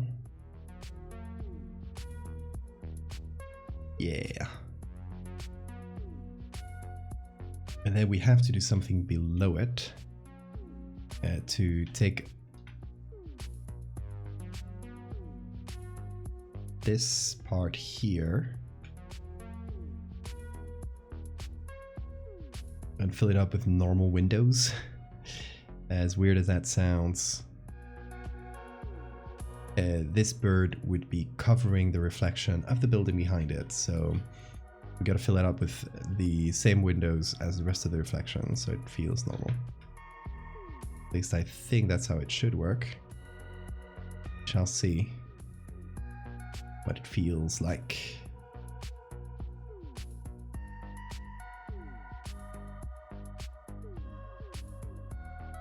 Yeah, that's a bit wonky, isn't it? Forgot about the googlies until I zoomed out. I guess next next person who unlocks googlies, we will add googlies to the reflection as well.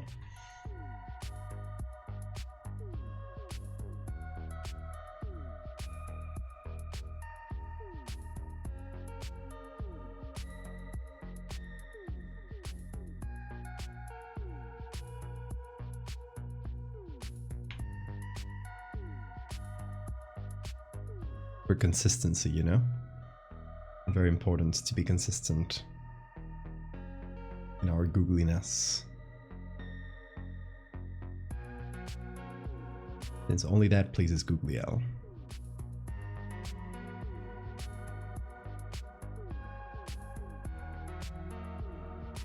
If instead of a reflection you give it angry eyebrows, I accept. I accept your deal.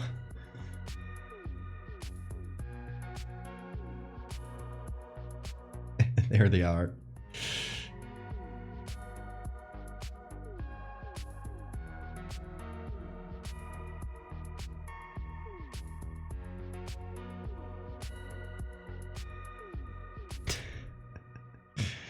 Big ol' angry eyebrows. Might do some some stroke around them.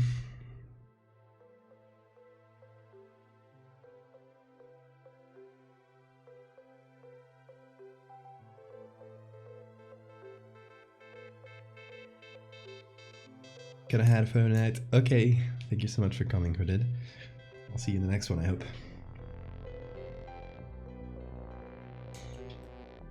Look at the difference between this and this. Incredible.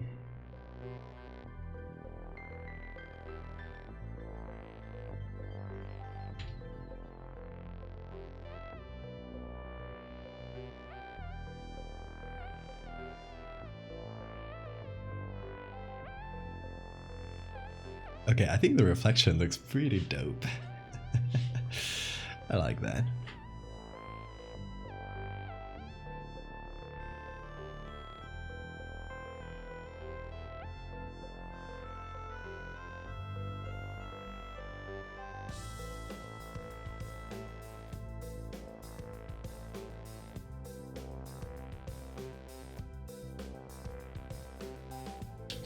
And let's also do a little bit of shadow on top of the reflection to match the one above it.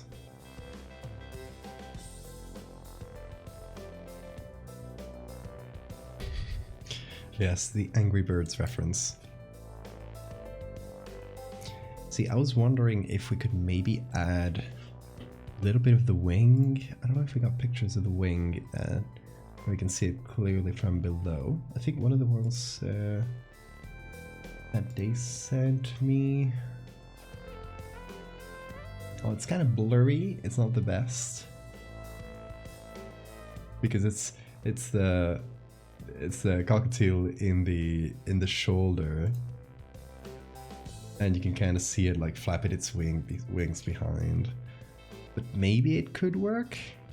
I'm not sure. We can always give it a try. Let me save the image.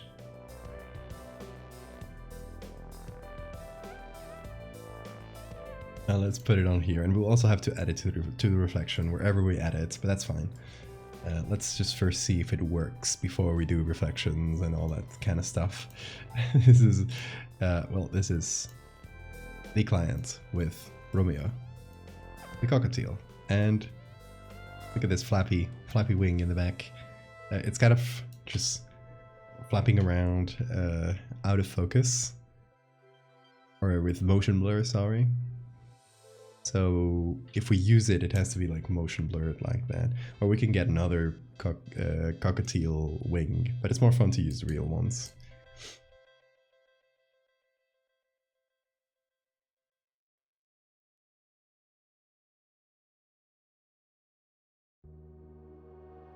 Excellent interior decorating. I love how you took notice of that.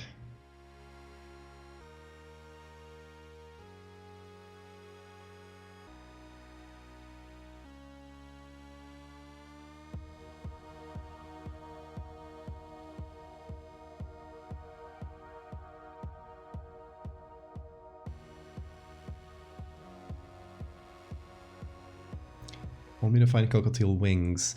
I think not yet. We'll see if we need it. Oh, why is this here?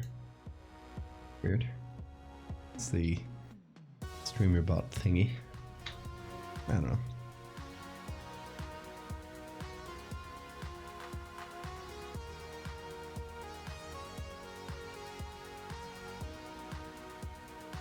So since we can't see this wing here, I was thinking that the other one, being pretty large compared to the cockatiel, I guess we wouldn't be seeing that much of it, would we? It would kind of be covering things, making a big shadow.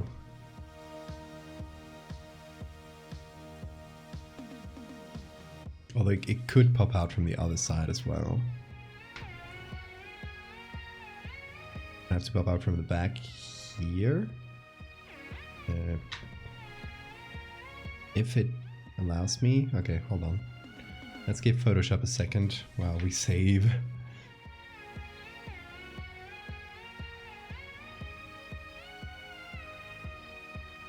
So I think Photoshop might be having a little moment.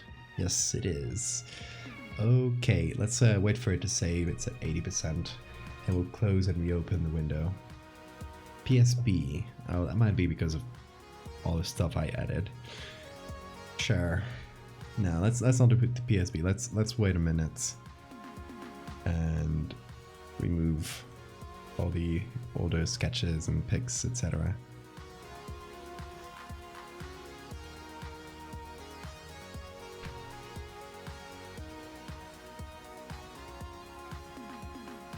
Okay, now we do save it.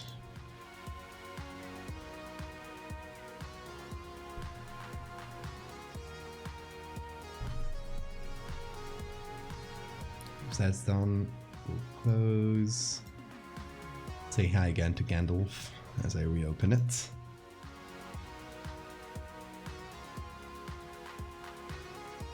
And this is Romeo. Where is it? Here.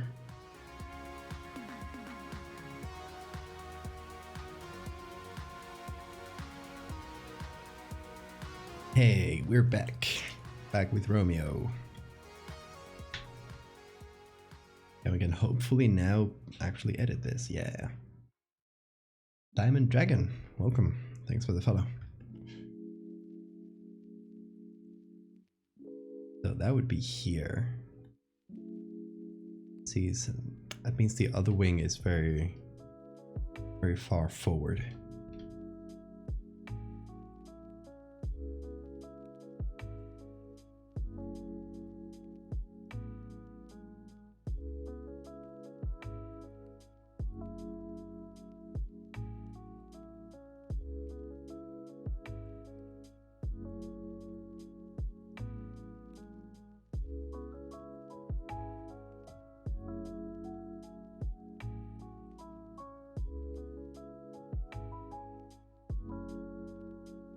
So the other wing wouldn't be that visible, actually. We'd only get this little chunk. Should we do the other wing then? What do you guys think?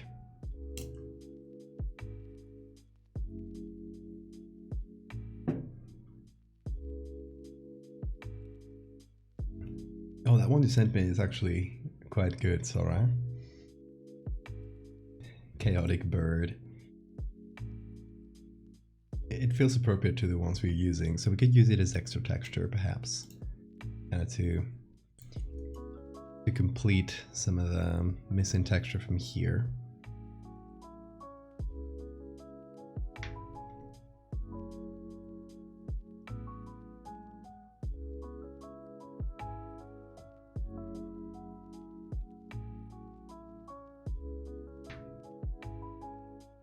Just added there.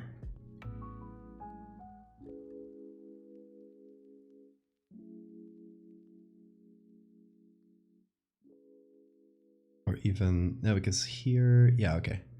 We'll kind of add the start of the wing there.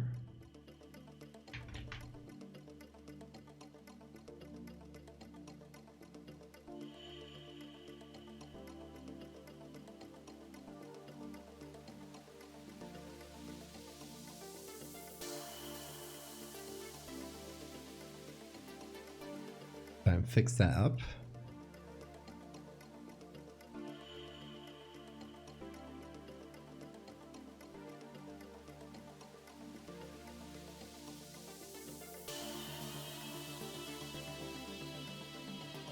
Continue that with a real wing.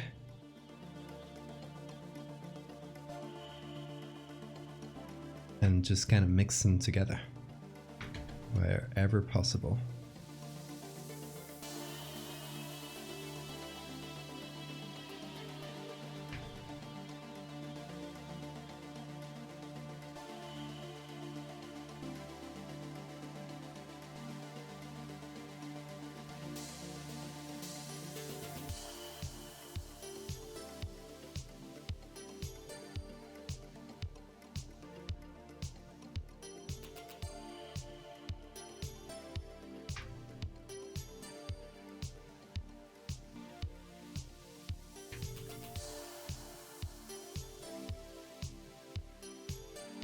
Yeah, okay, these are fun. These are fun.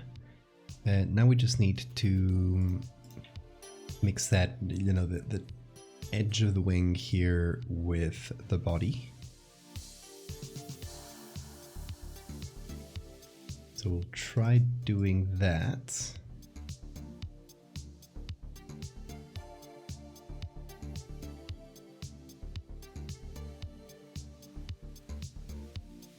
Giant claw. I don't think we have space for a giant claw here, unfortunately.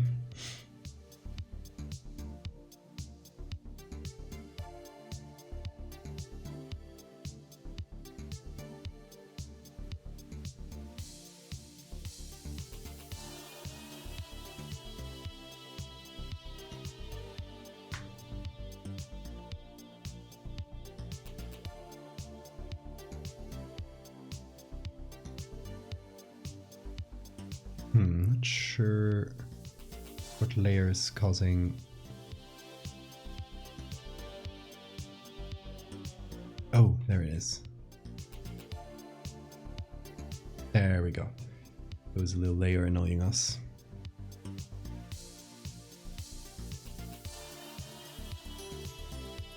Now we need to make the shadows here much darker, because the light is hitting it from the top, so all the wings would be fairly dark.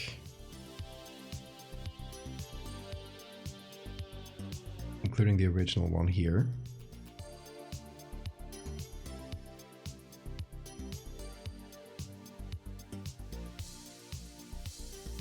And boom.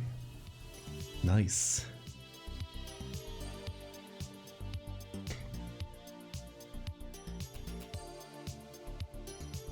Now we gotta make this edge blurry, because he's flapping his wings around super fast, so can't have a super clear edge on that, can we?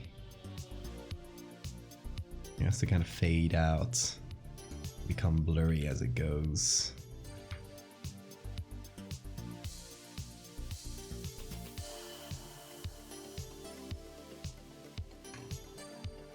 Pygmy Worm, thank you for the follow.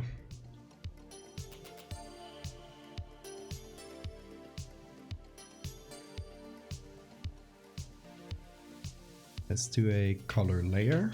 Get some of these nicer yellows.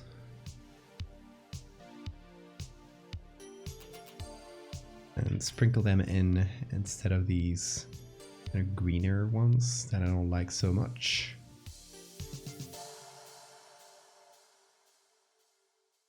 And do the same thing here.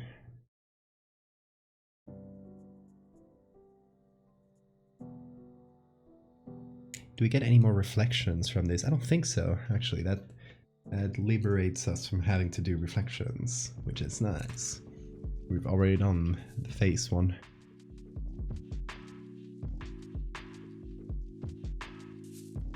Okay, let's see what this looks like without. It's very cute, honestly. Like creepy but cute.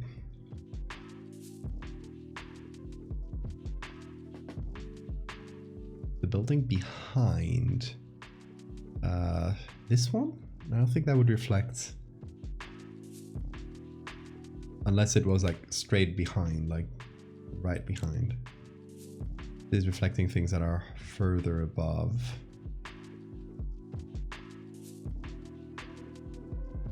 Like maybe it is, maybe it would reflect some of the side of the cockatiel. Trying to think about it.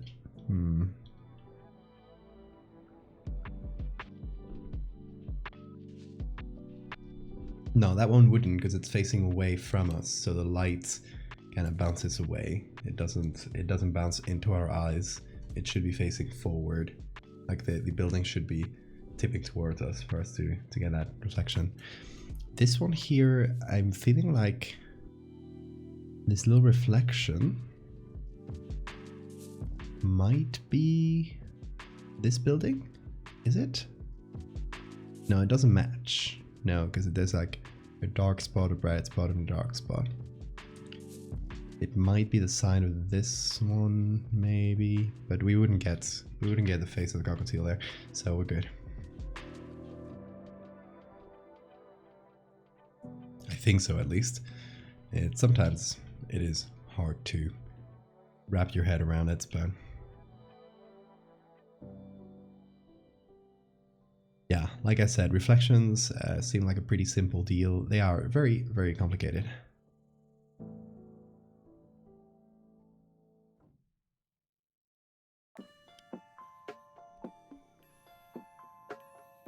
We're moving brands because we don't want to make accidental publicity. A round of bad luck. Welcome. Light is weird. Yes. Mirrors are weird. Yes, too.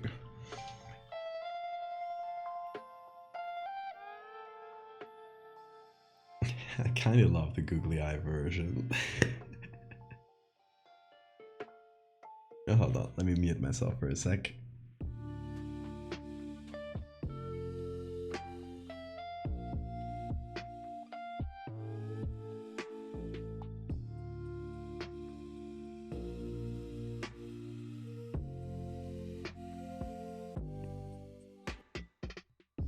Hexic. Thank you so much for the follow.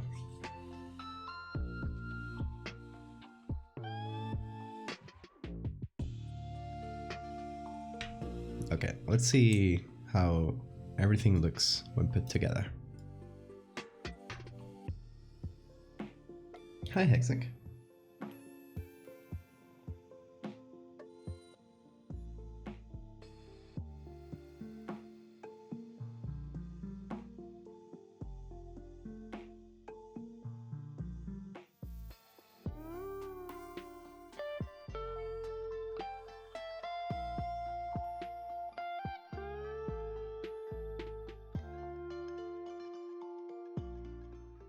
Okay, let's see what we can do in terms of the image, the color.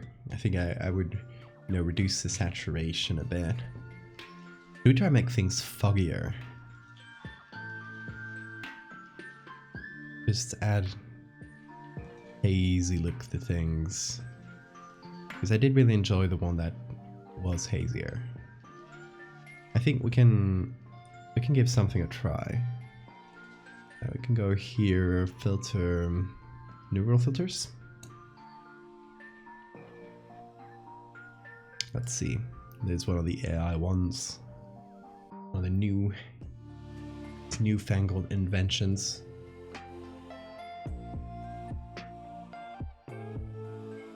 And here we can do depth blur. But more than the blur, I want to add haze. And I want to see the depth map whenever it finishes. The eyes, yeah, they get me every time. Okay, the depth map works. That feels more or less correct. I love that the eyes are the only thing on top. So with doing that, we can add that haze. Make that haze slightly blue. Add a bit more of it.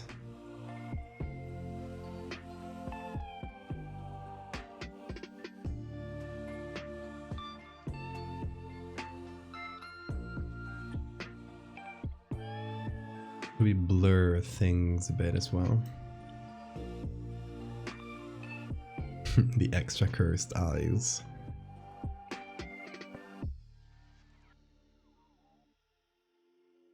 With an extra touch of curse, as we love here.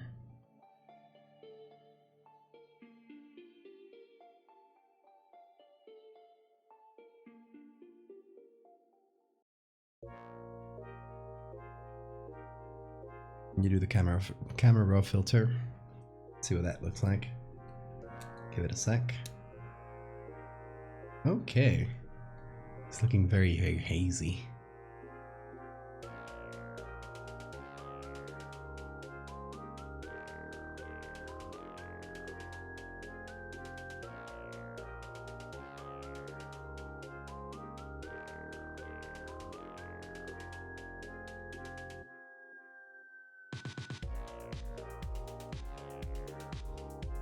kind of want to play with that and then make some of the things get like drowned in the haze. That should be below the camera raw filter. And then we add the camera raw to another layer. Just group everything and add the camera raw.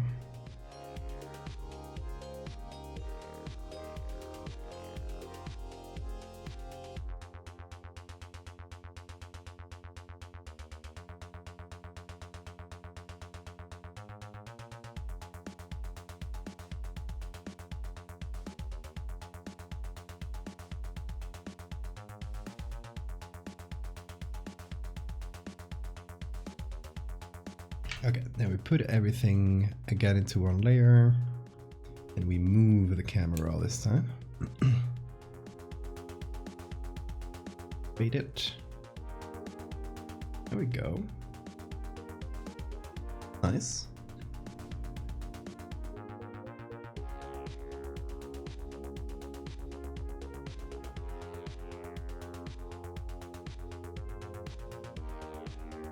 And if we want, we can make the haze look very, very bright.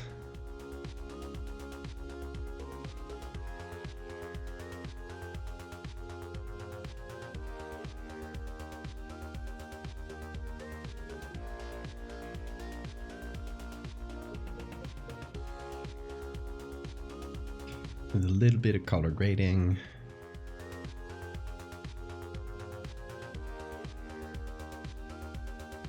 Maybe some strange blue greens.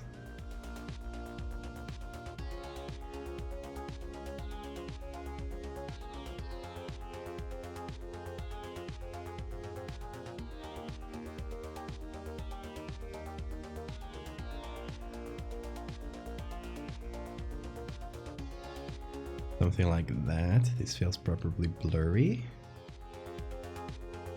Okay, how are we feeling about this? Dangerous cockatiel hunting us from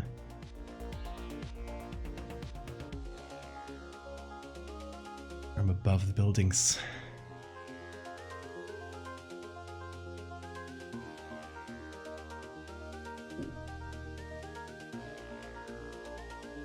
On a foggy day, I kind of vibe with it.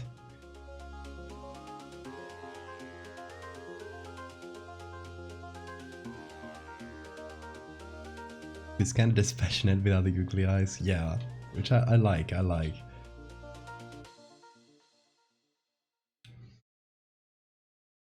know, the googly eyes, they give it a little bit of, I guess, maybe personality, but that also, like, you know, making it angry doesn't feel as much like, you know, a real animal.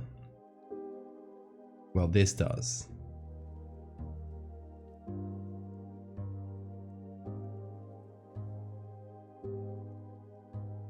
See, why doesn't it let me save that as a PSD? Sometimes it's weird.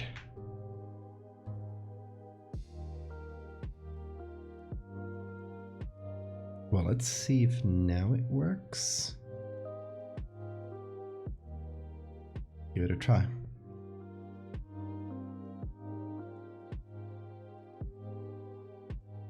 You know next to nothing about Photoshop or art in general, so you can't give any constructive feedback. I mean, to be honest, a lot of Photoshop is... let's delete a couple layers. A lot of Photoshop is just by instinct. Like, you just kind of notice things, and sometimes you don't really know why something is wrong, but it feels wrong. These kinds of things. That really happens.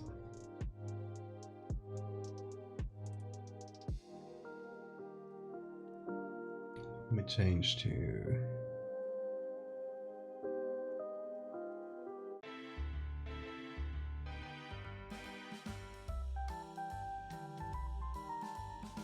Okay, can you save? Yes, it finally worked. I think one of the layer with the wing, I made it so large that it was actually taking up a lot of space for no reason. It happens with Photoshop sometimes, like you got one layer that's dragging the whole thing down. So sometimes just kind of picking away at it until you find the layer.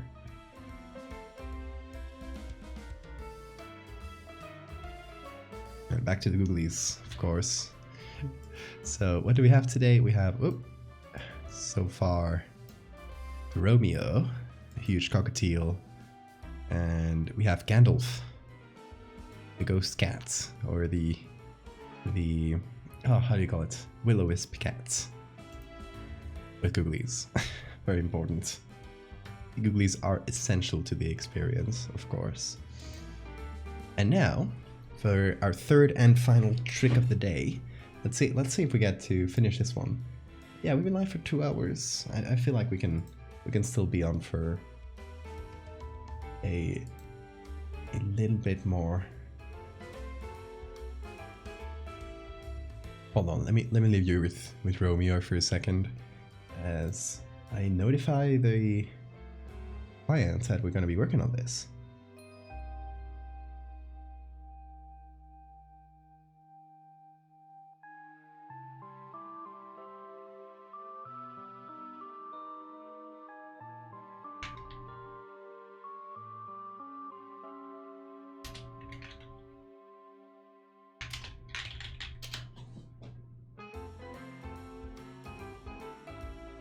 Was there a stripper transparency on the top?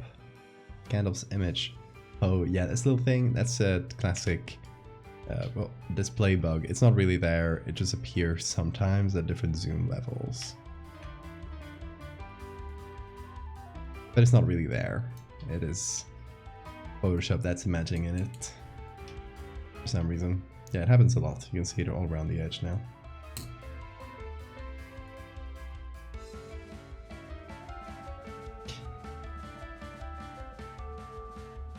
Yeah, nothing's wrong. I'm used to that one. It freaked me out a few times in the past. And now I've just learned it's just a display thing, and the actual photo doesn't have any like weird transparent pixel or anything. Okay, so next creature on our list is called Nessie, and Nessie, with that name, can only be one thing, I think, right? Can only be a lake monster. I mean, it's in the name. There's no way around it. I think that was actually explicitly what the client suggested. So let me give it a look just in case. Yes. Water themed.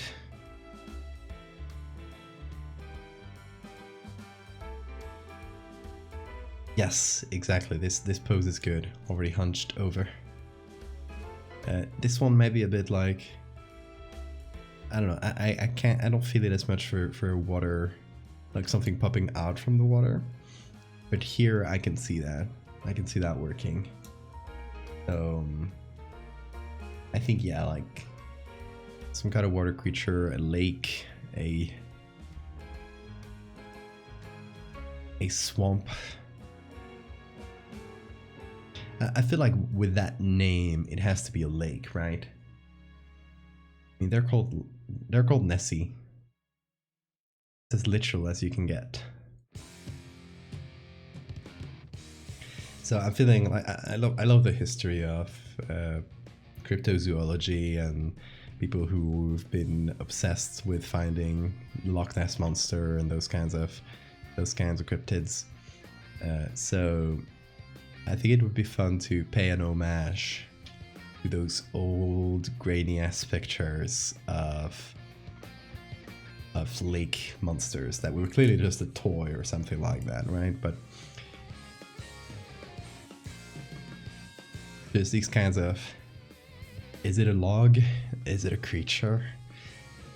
I feel like we can go serpent with it and remove the legs. And just make it into a big neck with Nessie's watching. Hey, underway hero. That's I assume the client, right? Hey, and hey Nessie, look at you. So I don't know if you just came in, but what we're thinking about is going for an homage to the classic lake monster pictures. So these kind of, you know, the Nessie surgeon photo, which I'm just gonna pull up in the browser. For people who are not super familiar with Loch Ness monster history, Nessie surgeon's photo is the most classic one, like the one people associate with Nessie. This one here. You know the fun thing? Most people haven't seen the full uncropped version of this image. Most people have seen this one, or even more cropped in versions. Most people haven't seen the full image, which you can see on the right here. And you can see the other shore in that image. Look at it. And that's when you notice it's actually tiny, and you see it clearly like, oh, of course, it's just a little toy submarine with a cutout. Like, that makes too much sense when you see the full image and you actually get some perspective on the size. Because when it's cut, you don't get a lot to.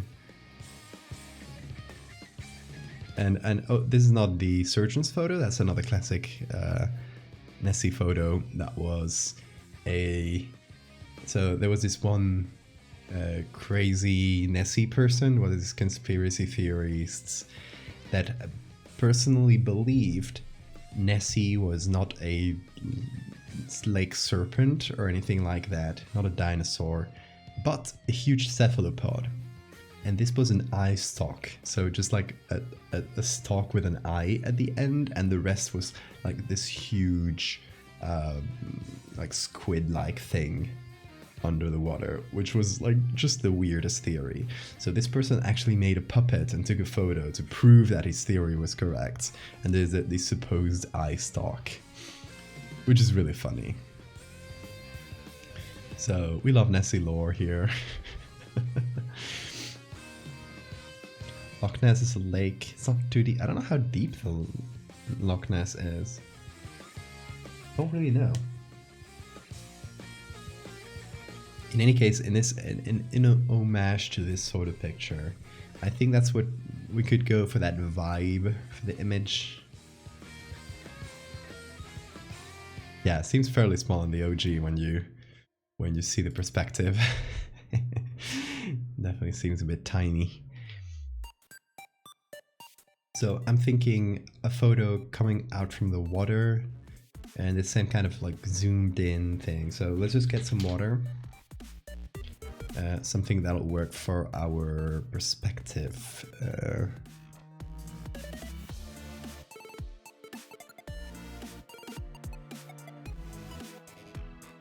Like this. This could potentially work. Oh, that's very deep.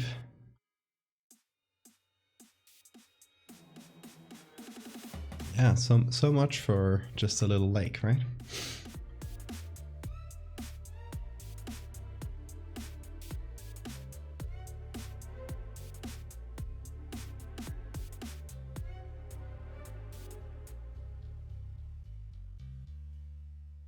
This one's nice as well. And this one, oh, this one here might be perfect.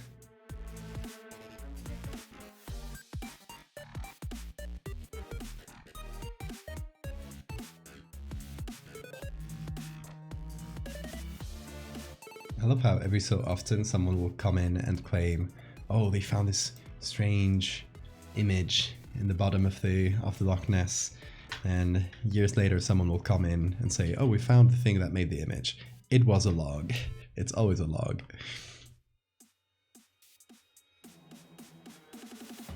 So I was thinking something like this, where you see the zoomed in water from some distance, and we get the lake serpent dog coming out from it. With black and white, we'll make it kind of grainy. We'll give it that vibe, right? We'll give it that surgeon's photo vibe. With a bit more detail. We don't want just a silhouette, because that would be a bit... we would kind of lose the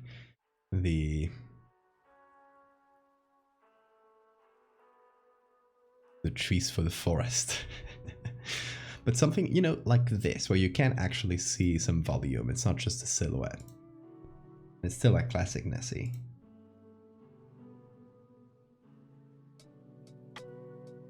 So that's the vibe. Just keeping it there for the vibe.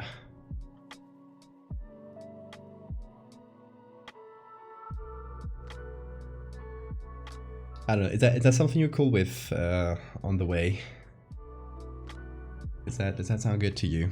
Going for this classic Nessie homage, or should we go a bit more modern?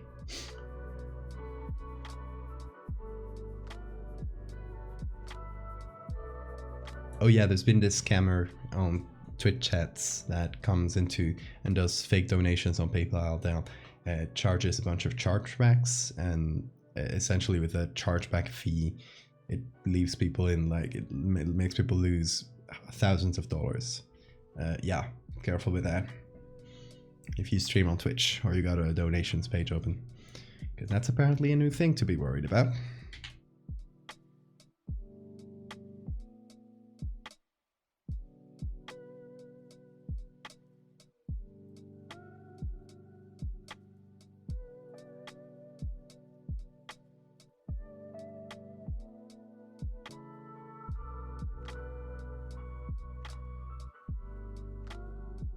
So we could do something like this.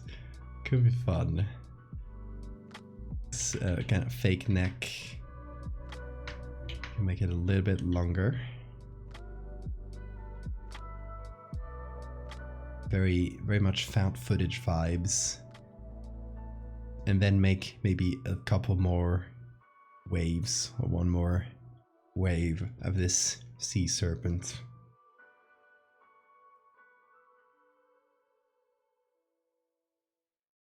Okay, let's explore this vibe. Let's see where it leads us then.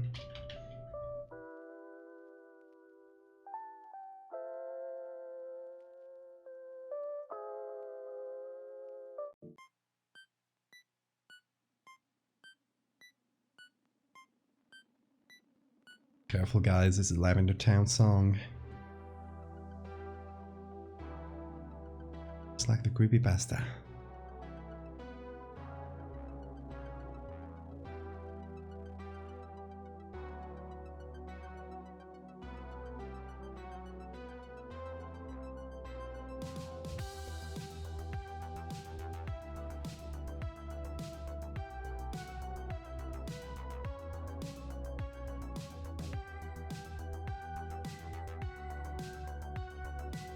Also, is Nessie a boy or a girl cryptid?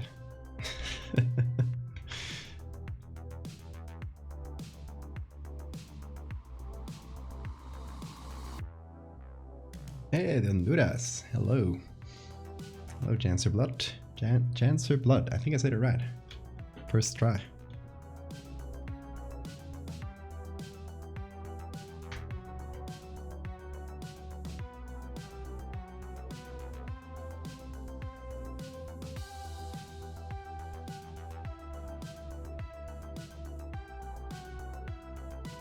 Then can you please tell her she's a really good girl?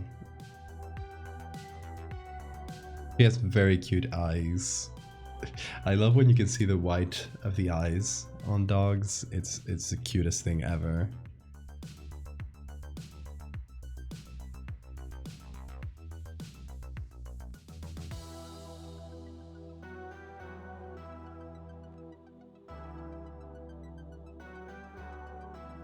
No, I've had the clients of a commission pop in on stream before. It happens very often. I think it's the first time I get the dog I'm editing watching the stream.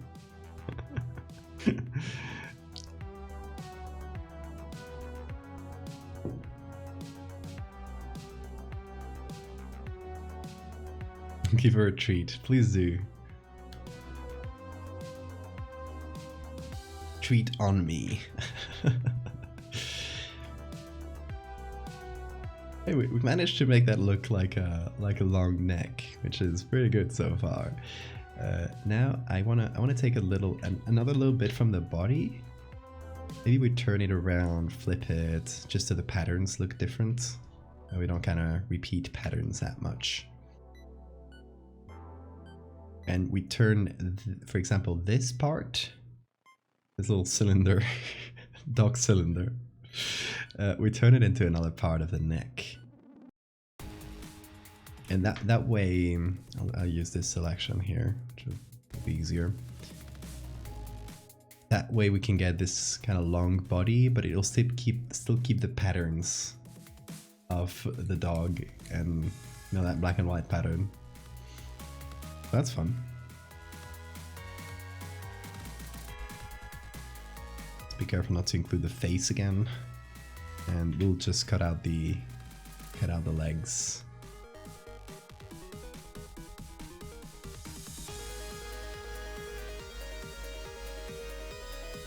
Oh, word in Spanish. Did I ever say dog? Dog is perro, or in her case, perra. Feminine version.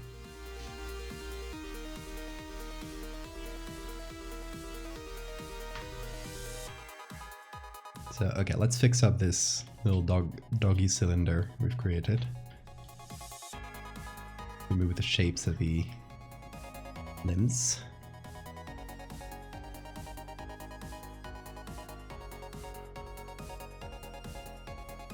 Kind of flatten some areas.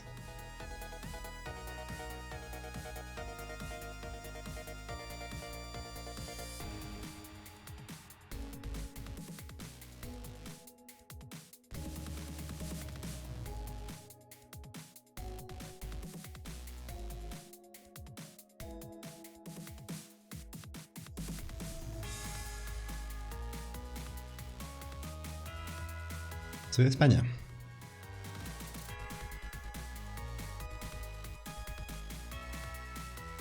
Have dinner. Enjoy your dinner, Sora.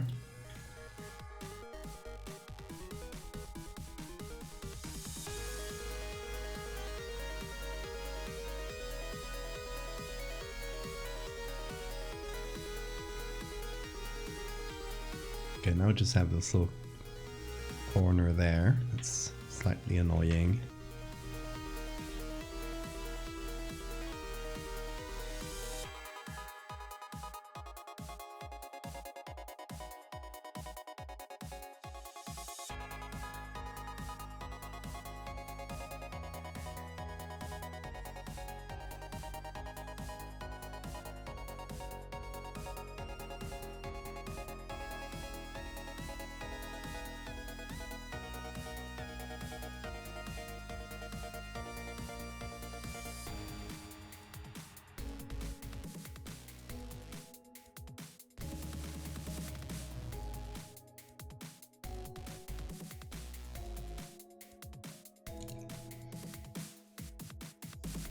You quarantined yourself? Oh no.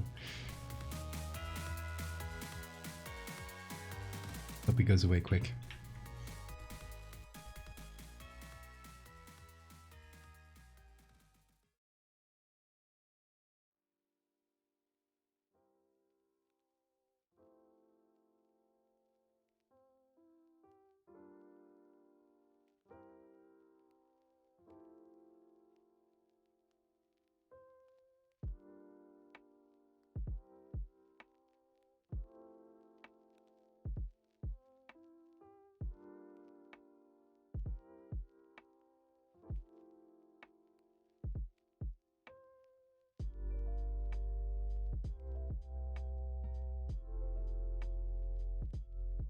Okay, there we go. Got some new doggy textures to use. Don't know which side I'm gonna use. I'm thinking this. The idea is to sort of make a little loop like that. So maybe I'll turn this into a single layer. Then hold on, I'll stretch it a little bit. Oh, and thank you for the save reminder.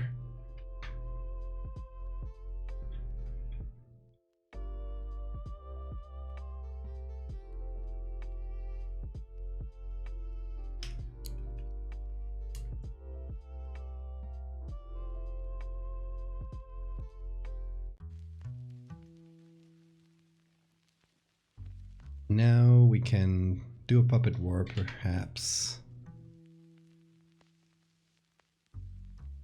Yeah, here we go.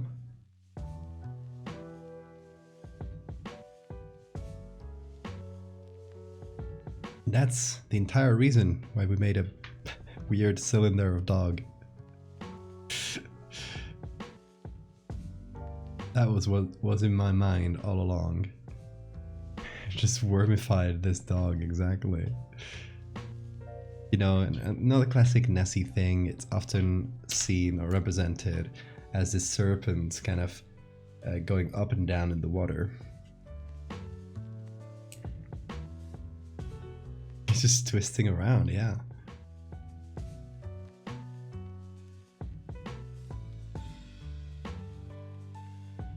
Some things might have gotten stretched in the process, but nothing we can't fix. I think I'll make this area dark as well.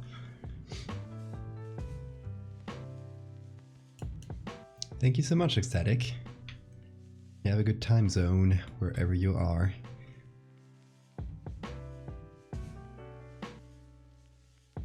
And hey, if you hop into the Discord or if you follow on Twitter, you will see the streams again, I'm sure. You have a good night.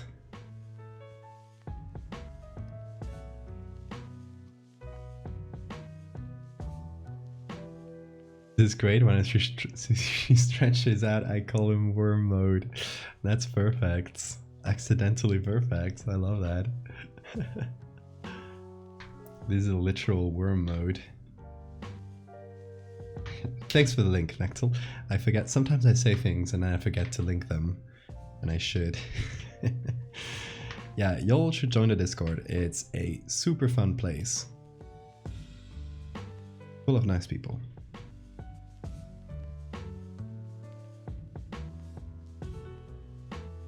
And we have a little, well, it's not our challenge, but we are encouraging people to participate in a little challenge this month called Cryptid in July. So it's all about, you know, drawing cryptids or doing anything. You can write, you can draw, you can do anything you want. And there's a prompt list of 1 cryptid per day, from very well-known ones to very niche ones. And it includes the mountain creature caught running behind Google Car, our little running fella and mascot of this chat.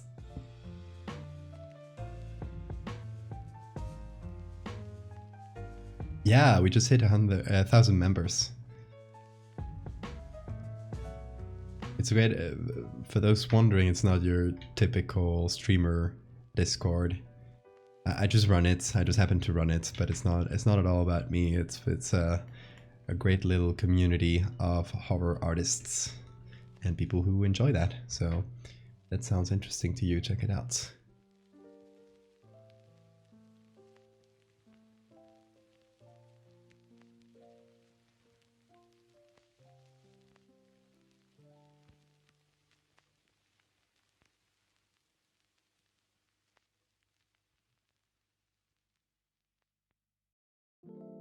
Okay, then we got a full-on worm mode here.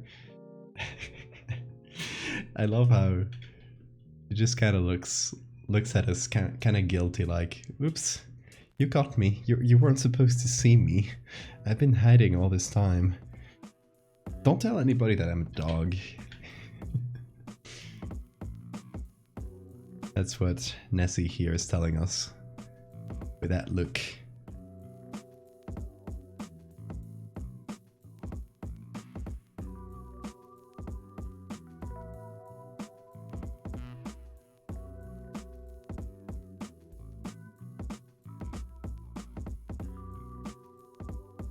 Also, I'm trying to brighten the dark areas a little bit so the contrast isn't that severe.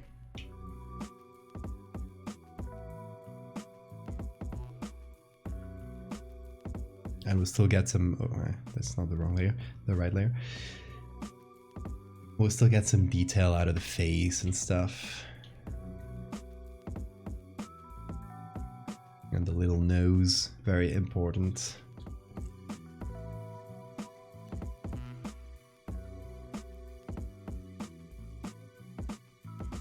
And you know what we should make? We should make this into a little newspaper. Like fake old newspaper that says Nessie captured or something like that. Photograph of Nessie captured.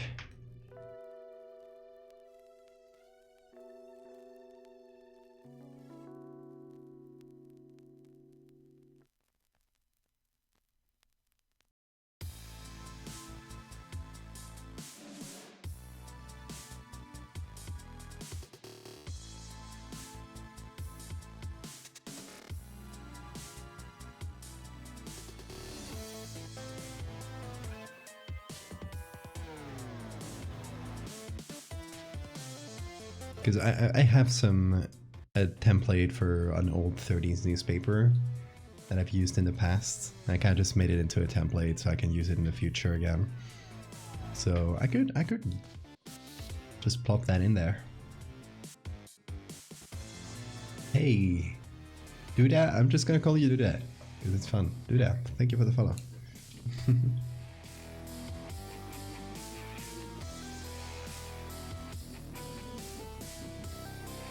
And thank you on the way as well. Now we should make some like disturbances in the water. Like a boat's trail, maybe?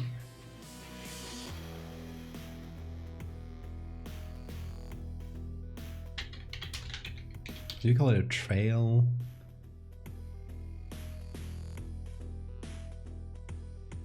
Yeah, like these kind of little track things live in the water. I would like something like this, but closer.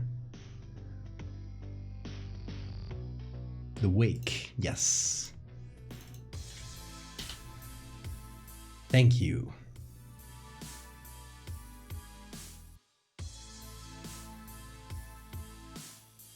Imagine your dog getting mistaken for a cryptid, but in this case, not mistaken. In this case, the dog is a cryptid. Oh, this is good. I like this. Just kind of zooming along. Let's go with it.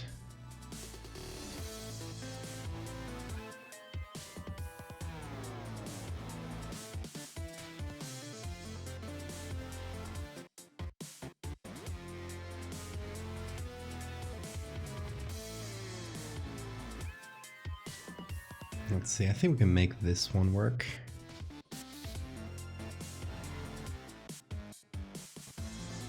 Let's try at least.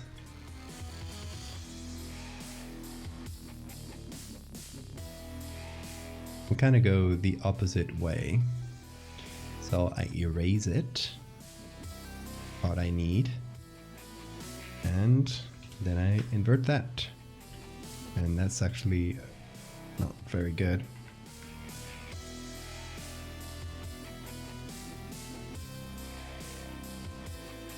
There we go.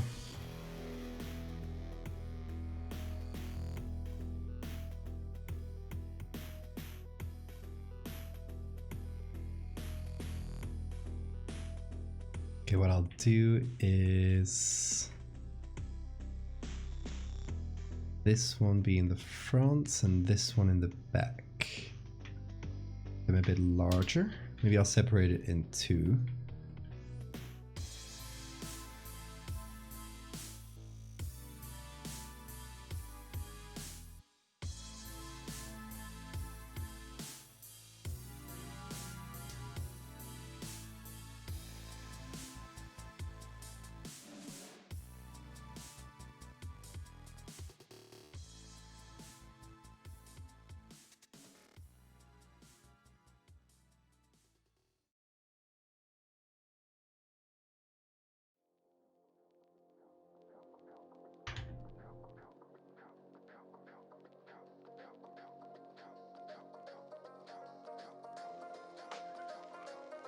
Let's see, we put that on screen, I think.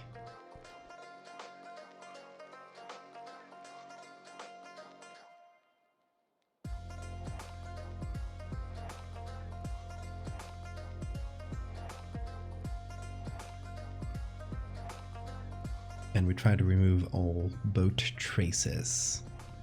So we only get we're only left with a splash.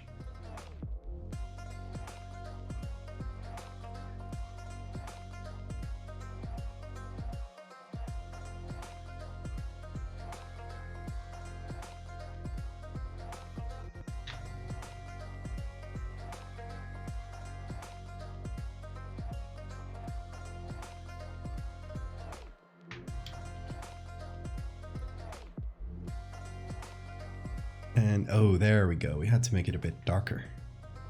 Be able to get some of the detail out of it.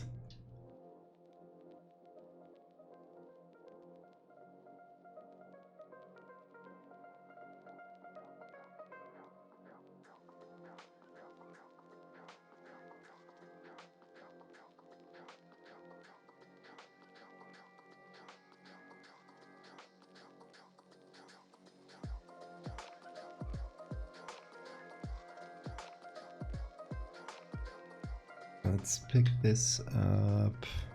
I'm having trouble finding the exact place. Oh, Mims boy, you do that like you're playing with fire right there. I'll do that again.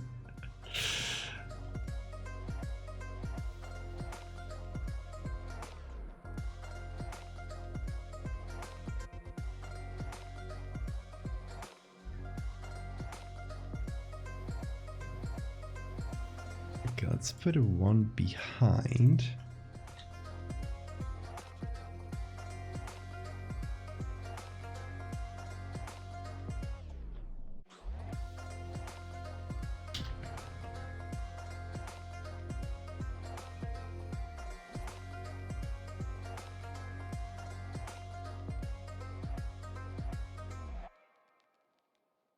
Let's see, let's do something similar with the second wake.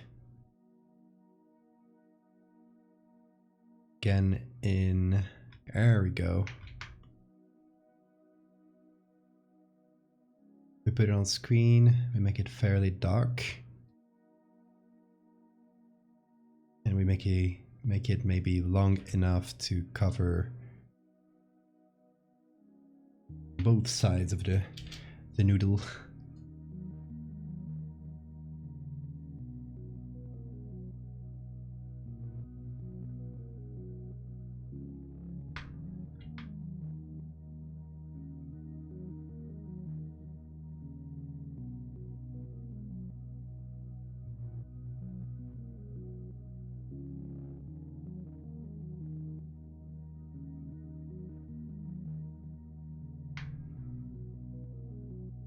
Kind of like it's surfacing from the water. I feel like this might work.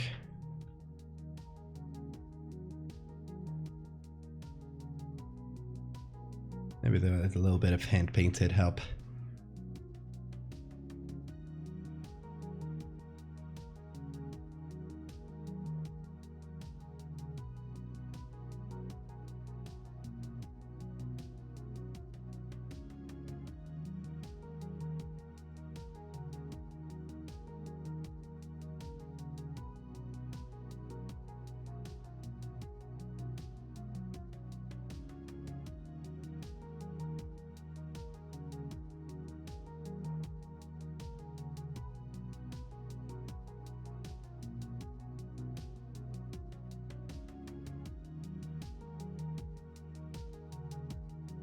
Maybe I'll find another picture of a boat's wake. Because I can't really fit these that well. Let's give it a quick look, see if we can find something similar to this. Maybe a better angle or something.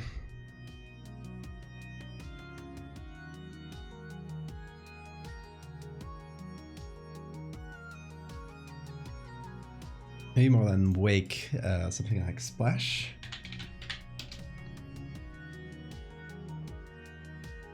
Oh, this is good. That right there is pretty good. Yeah, let's give that a try.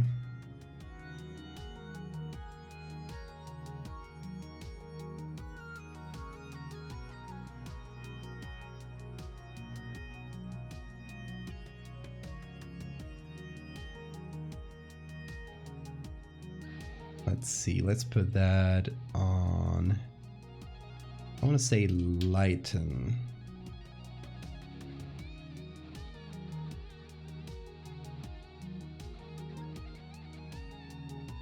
Oh, what you got, Sora? Let's see.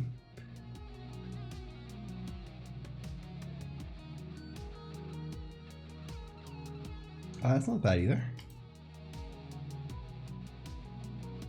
Let's try this one first though.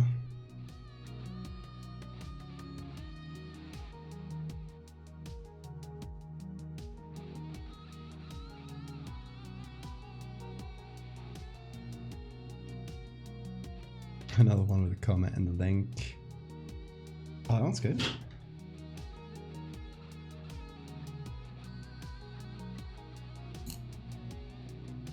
We put it on, give it a try.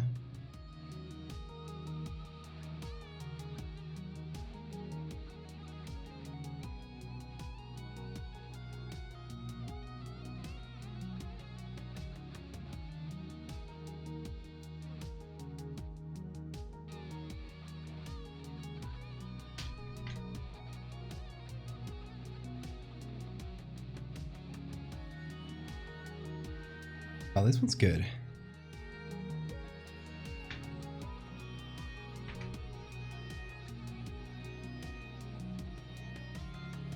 Okay, I think this one will go very well for this corner there.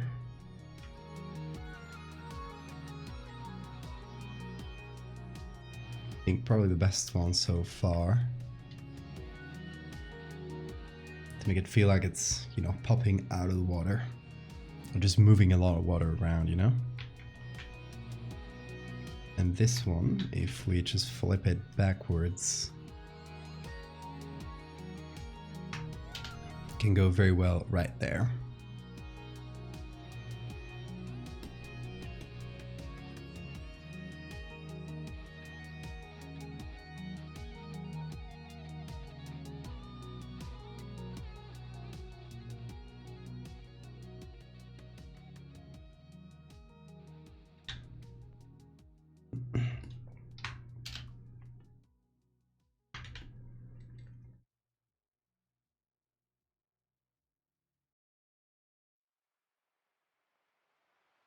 There's lots of splashing around, but I think that'll work. It just makes it feel more dynamic, like it's just pushing a lot of water around. More than just being still right there. A bit more interesting, I think. Something I do kind of want to do.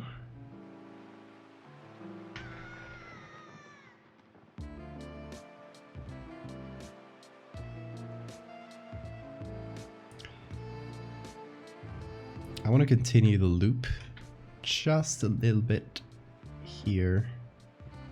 I guess you can't see very much, but it is still noticeable underneath the water that it continues down there. It just makes more sense.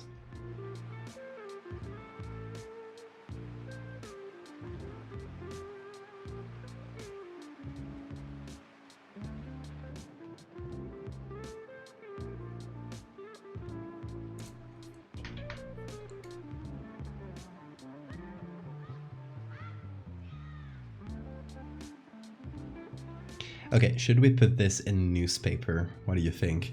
Should we kind of crunch it a little bit, make it feel like it's an old photo, and then plop it into a newspaper with a headline below it or something like that? So something like very grainy, kind of high contrast, more of a printed look. Hey Carrie, welcome.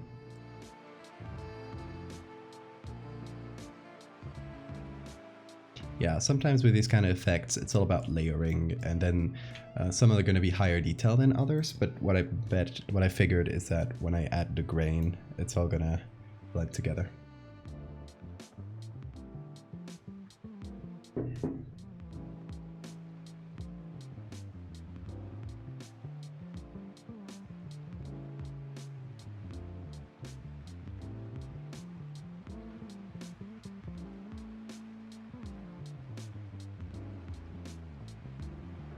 You know what I want to do? I want to brighten the water behind Nessie.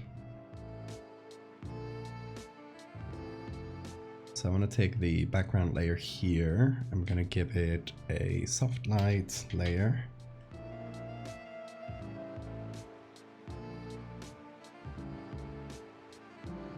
We do something like this. So we get a nicer silhouette out of it. Val vignette time. You know me. You know me too well. That's exactly what we're doing, Beamspy. Well, it's more of a lake monster, but shocking discovery in local lake. Yeah, kind of local news headline.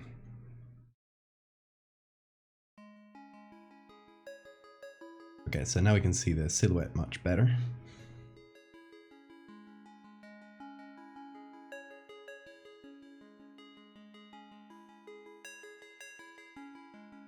Oh, maybe a hazy look. Okay, let's actually do that below the camera roll. Let's do a little something. Give it a try.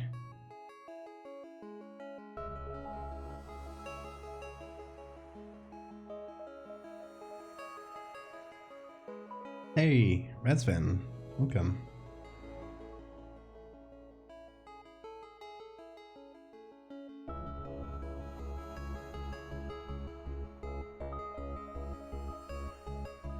Give that a bit more silhouette, because we're about to let Photoshop do some calculations for us. Let's see, neural filters. And let's hit it with the depth blur. We're gonna edit the focal point so it's in front. Gonna give it a bunch of blur and a bunch of haze, and we'll see what comes out. Ooh, I like that. Some nice depth of field.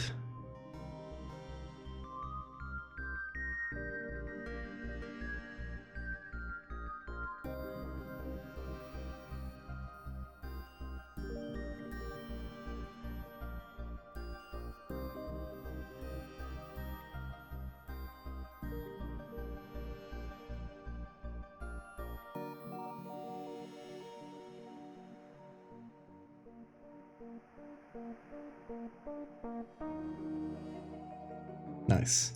Okay, let's let that load a little minute. Oh, there it is, apparently. Okay, bye, Beamspy.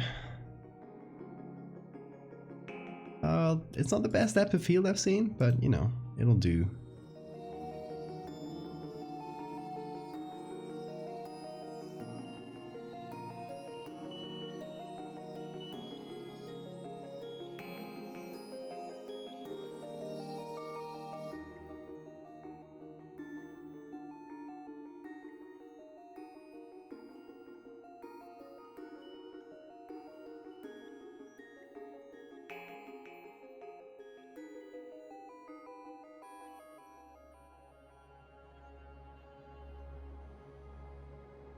I really like the depth of field vibe. Works nicely too. It's not always what I was intending at first, but it works. What version of Photoshop? This is the last one. Well, it's 2022. I don't know exactly the version number, but it's the very last one. It has. Oh! Did you guys? Oh my god! I noticed the worst thing they have added to Photoshop, and it's like, can I even be mad at them? It's lazy as hell. If you go to File, Export, they've added a new option. Take a look at this. Learn how to export for NFTs.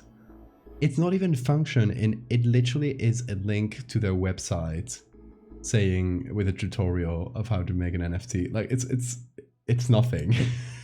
It's literally nothing.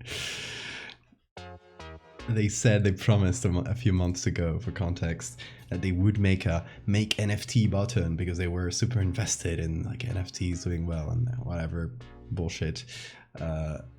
they were trying to hype up at the moment. And that is what they did. Months later, they put a button that says, learn how to make an NFT.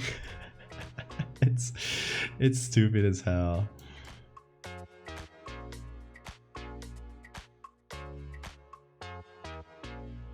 Like, I would be angry, but I can't even be angry. They literally did nothing.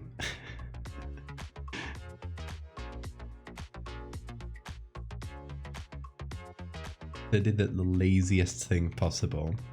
Okay, so we're really crunching up this image, as you guys can see. But we're getting some nice, like, high contrast, old photo look. Trying so hard to work on the middle of the path. No, I think they're trying to appeal to them. Like, they're not going middle of the path, I don't think. They're trying to appeal to them, but they're not doing efforts. They're just like, what's the cheapest thing we can throw in there to convince the NFT bros that we're on their side and that they should buy our product? I think that's as far as it goes.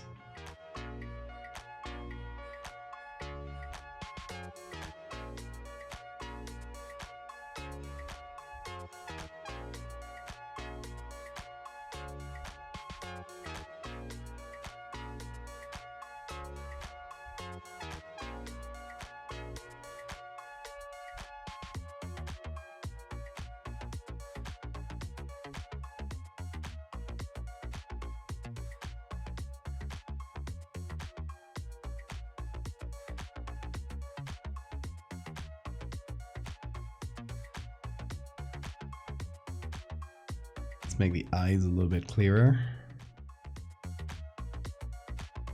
Okay, now I think we can plop this into a newspaper. Let me see real quick. I think I do have this newspaper, old newspaper template I made. It is somewhere. Let's see. Papers.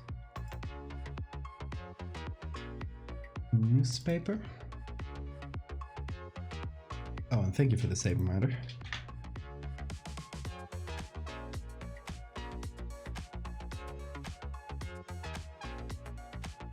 Well, you don't think that this half measures is trying to avoid offending the anti-NFT people? Maybe. I don't think they feel too threatened by the anti-NFT people. That would be my guess. I'm not sure, but if I had to guess, they don't really care much.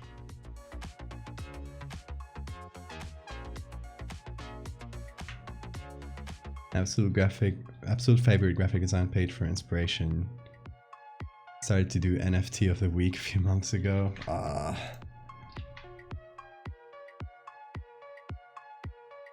And I love how a lot of people or companies and stuff started jumping into it now when the market is crashing like super bad. What a time to get into it. It's really like, read the room, bro. For real.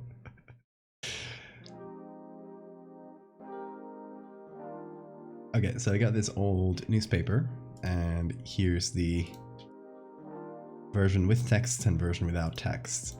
It's from a 1910 Republican journal. I guess we're going a bit later than 1910, but we can use this.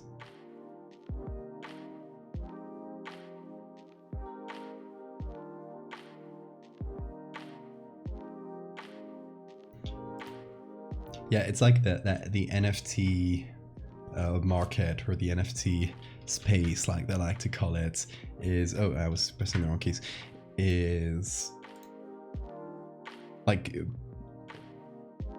went up and then crashed so fast that people that were developing things to, you know, do NFT stuff, by the moment they have finished developing it, the crash has already happened, so they kind of just have to rush it and try to get some money off of it before it disappears. And you can clearly see that, right? Like, oh, Photoshop is adding its NFT button, which doesn't make any sense and doesn't do anything when the market is crashing. Kind of like, oh, they were actually preparing something, but now everything's going to shit, so The CEO was probably like, oh yeah, just put something in there, whatever.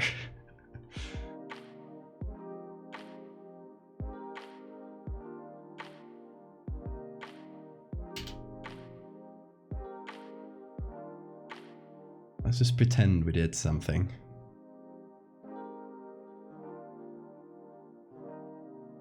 So what I was thinking is doing a little cut like this around the photo.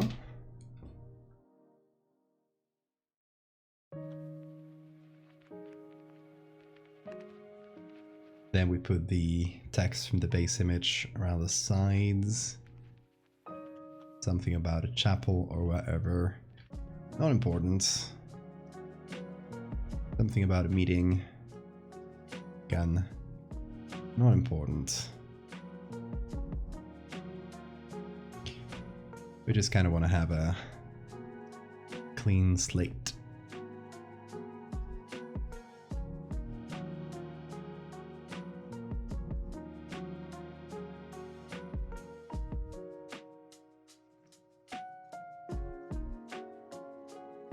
Oh yeah, there's so many stolen ape scams. At some point, they just start blending together, don't they? My favorite one was the one with the who was it? A Hollywood actor who was trying to make a animated show about his ugly monkey NFT. And it got stolen, and since the NFT gets stolen and the NFT carries all those rights, he couldn't legally make his own show anymore. So he had to buy it back from the scammer for, I don't know, hundreds of thousands or something like that. He spent a ton of money, and it just makes it extremely funny.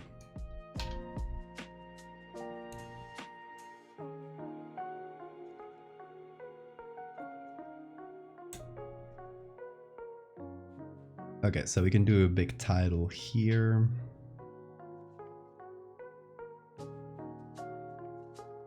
Should we do photograph of Nessie captured? I think we should mention Nessie, since the dog's name is Nessie, right?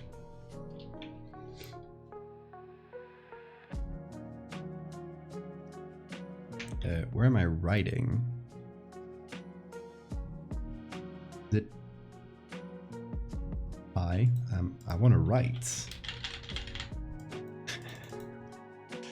Okay. Text tool doesn't want to work. There it is.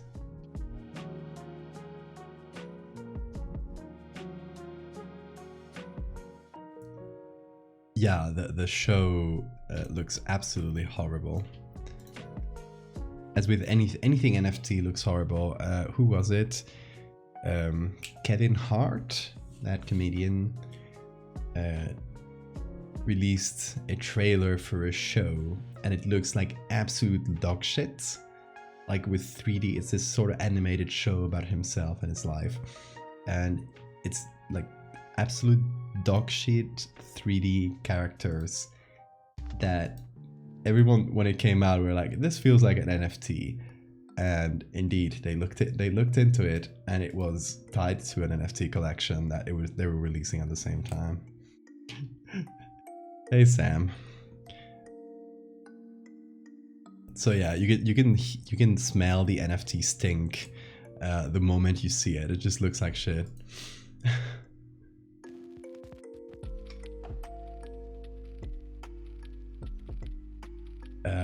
Which one? I was looking for newspaper. I think I got old newspaper types. Yeah. This font here is an whoa.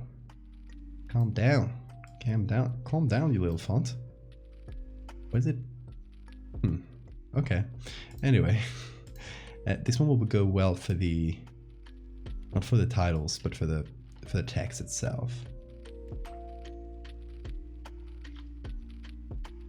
Yeah, lots of celebrities got into it, and every time you see a celebrity promoting NFTs on their accounts, you can pretty much with certainty tie them directly to business interests in mostly in OpenSea, which has been tied to a lot of celebrities.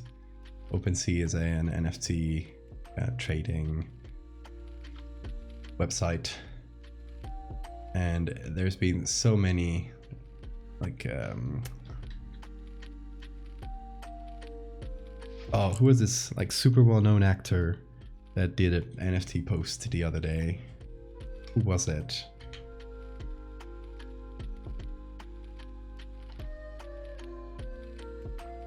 Dolly Parton, yeah, that too. Even Keanu Reeves, who first laughed about NFTs.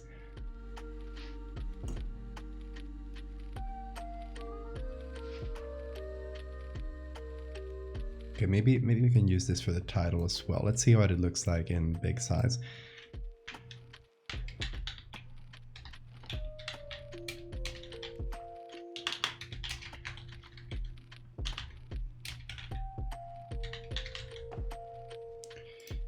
Let's see. Photograph Nessie captured. Or should we make that one line? Let's make that one line.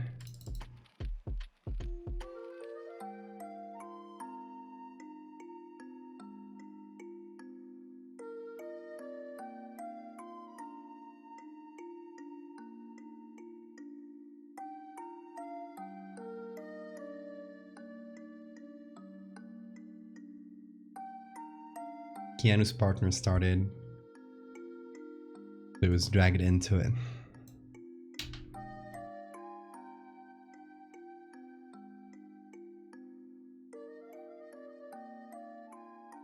I mean, I would say with like 99%. Oh, where's the type layers in it? There we go.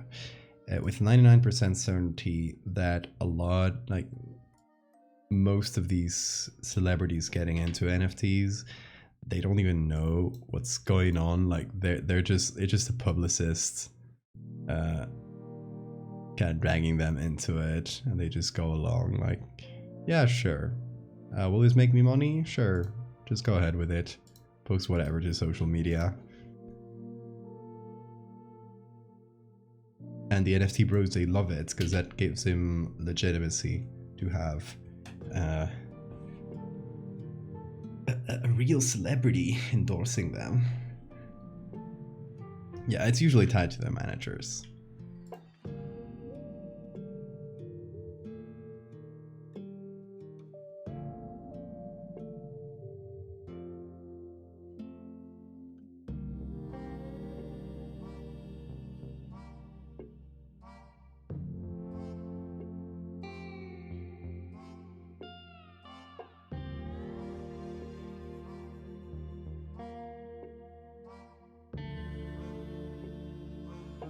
Okay, let's start here, do 2 columns.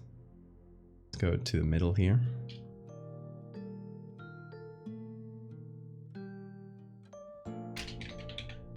Oh, line to the left. Or just in general. There we go.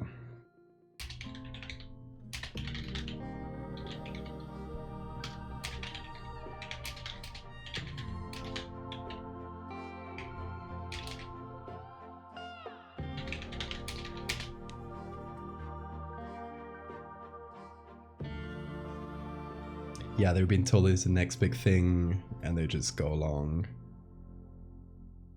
Exactly. So, local photographer claims to have taken a picture of the legendary serpent.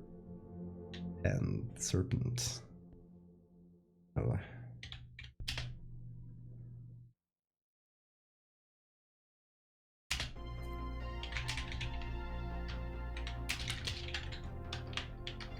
Little fake backstory. He claims to have seen it. Wow, yada yada. It's not important. I just wanna align this. There we go. We justify it. And then we do a copy to the other side.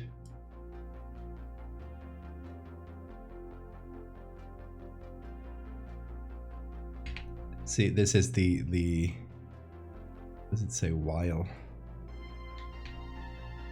this would be the after the column is done, the next column. So they've been talking about Nessie for this for a whole column, and we're just kind of catching them in the middle. When offered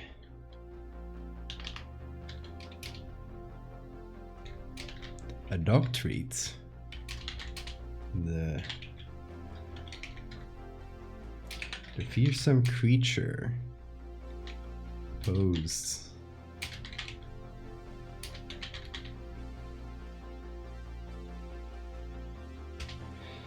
folks for this photograph. Skeptics,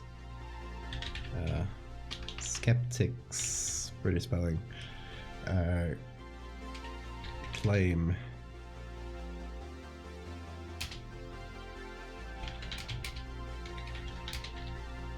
there we go. So we get like 2 little snippets of text. Photographer, local photographer claims to have taken a picture of the legendary snake serpent. He claims to have stated yada yada yada. When offered a dog treat, the fearsome creature posed for this photograph. Skeptics claim that it's just yada yada. Little bit of, you know, just a snippet of the text that might have existed in this.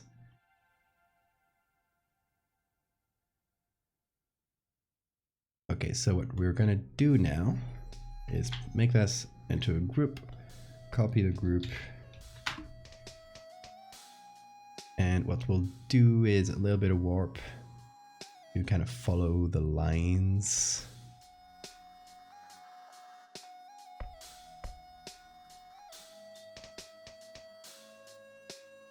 Like the warping of the paper itself.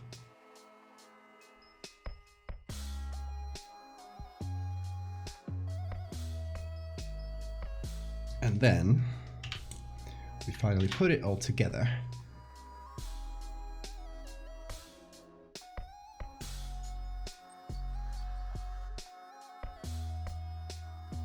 We do, hold on, we're gonna give it a blur. A little bit of a blur with a bit of a sharpen. That helps the text really pop out and look scanned. And we'll also have the image integrate a little bit. So smart sharpen with a radius of about the same as the blur or a bit higher. Okay.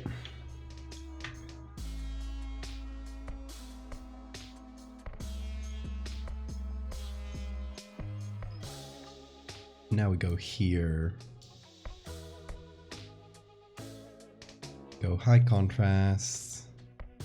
We give it a bunch of grain, make it chunky.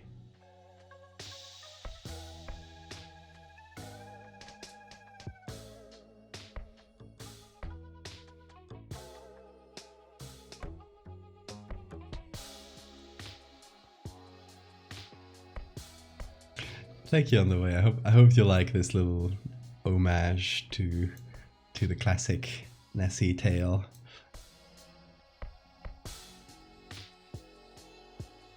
Again, we can still like change things, tweak things. I will send it to you after the stream is done, and you can take a look at it on your own screen. And you tell me if you want to try anything else, if you want to do something differently.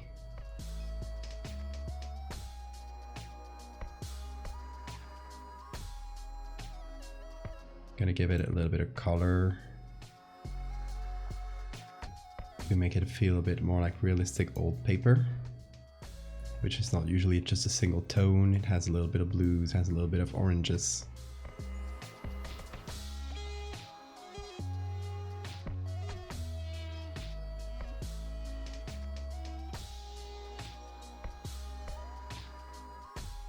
Something like this, perhaps.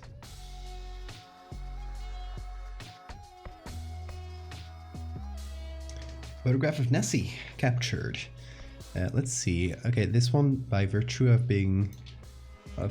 having been done on top of the template here, is not as large in terms of pixels. So in any case, on the way, I will send you the newspaper version and the clean version, because I think both have their own charm to them. So that way you can you got two for the price of one, I guess. Two different variations for whatever use you may find for them.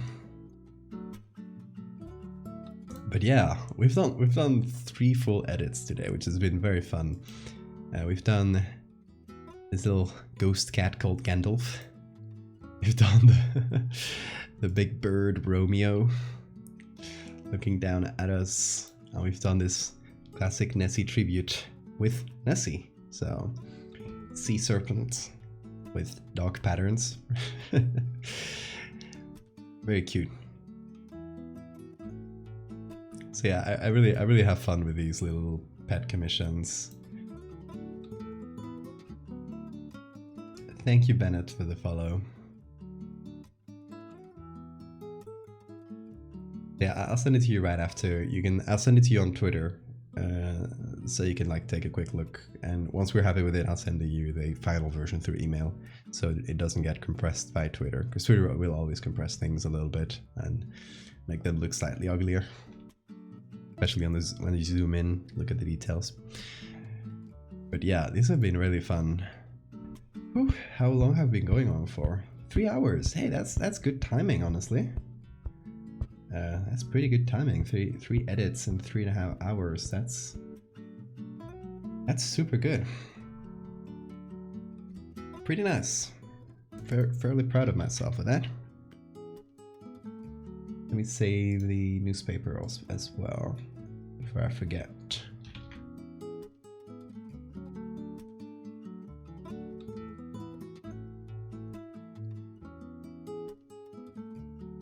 Save Nessie, save it as a JPEG as well. Saving everything.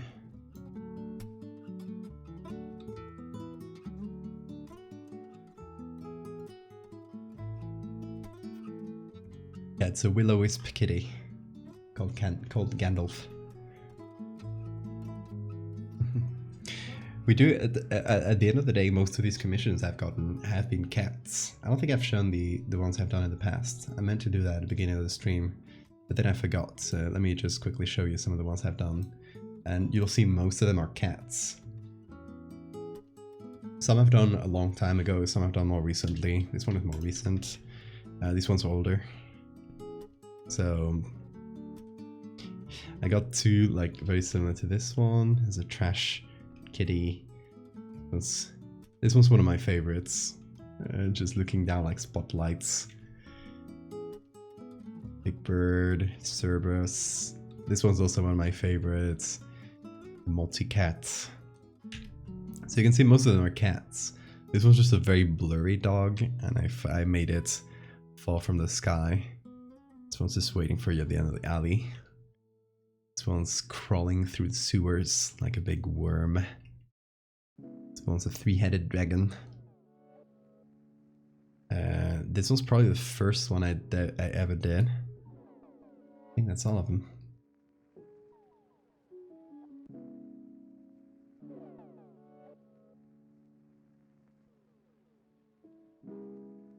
So yeah, Multicat is one of my favorites for sure.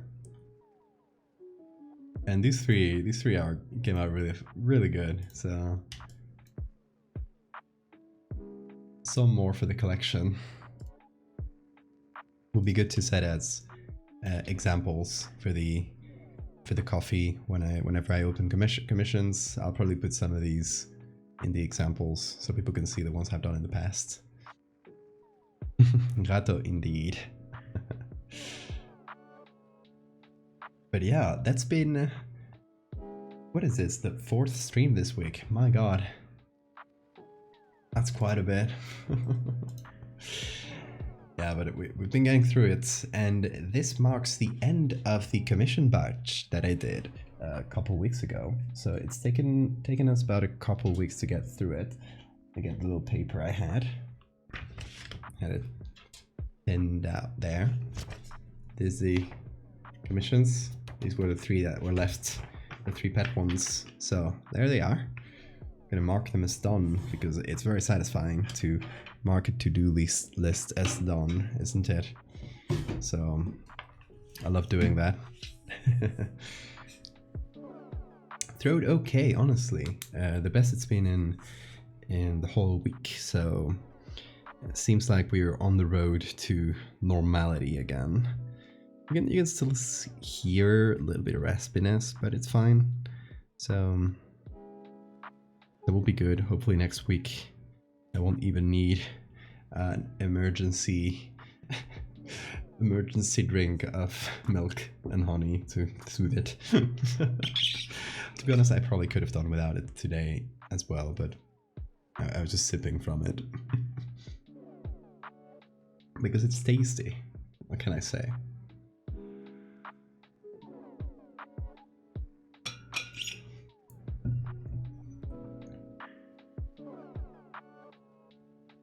It does feel great to mark things and to-do lists as done. I'm a big to-do list person. You can't see it on the screen, and I can't show you either because it's glued to the wall, but I got this big calendar / to-do list, kind of like a little whiteboard, and I'm always like putting everything I gotta do. I got all my streams marked there, all that kind of stuff. But yeah, look at that, look at how nice these crossed boxes look.